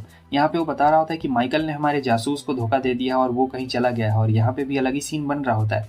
तो इधर ये लोग माइकल को ढूंढ रहे होते हैं, और अगस्ते कहता है मुझे कुछ गड़बड़ लग रही है, क्योंकि जब मैं आया था तो भैया मुझे देख के हंसे नहीं थे, वो एकदम शांत थे। और फिर यहाँ हमें माइकल को दिखाया जाता है, तो माइकल से मिलने के लिए ऋषि आ जाती है, क्योंकि भाई माइकल का बहुत बड़ा प्लान। और बस दोस्तों, इसी के साथ हमारा ये जो एनिमे था यहीं पे ख़त्म होता है। अगर तुम लोग को वीडियो अच्छी लगी तो लाइक कर देना, चैनल पर न्यू हो तो सब्सक्राइब ज़रूर कर देना, हाइप करना बिल्कुल मत भूलना। और हाँ, मेरा जो न्यू चैनल है उसे तुम लोग ज़रूर सब्सक्राइब कर देना, तुम लोग को कम्युनिटी पोस्ट में वो मिल जाएगा। तो बस इसी के साथ हमारा ये वाला जो एनिमे था यहीं पे ख़त्म होता है। फिर जब कोई नया एनिमे आएगा तब मैं तुम लोग के लिए कोई नया एनिमे लेके आऊँगा। और मैं फ़िलहाल अभी ब्रेक पे जा रहा हूँ, तो आराम से ब्रेक से आने के बाद तुम लोग के लिए वीडियो लेके आऊँगा। और बहुत ही मज़ेदार मज़ेदार वीडियो भी है। न्यू चैनल पे मैं बहुत सारे वीडियो डाल रहा हूँ, और सेकंड चैनल पे भी मैंने काफ़ी वीडियो डाले हैं। अगर तुम लोगों ने नहीं देखे हैं तो जाके उसे एक बार ज़रूर चेक कर लेना। तो बस इसी के साथ फिर मिलते हैं किसी और नए एनिमे के साथ में, तब तक के लिए बाय बाय।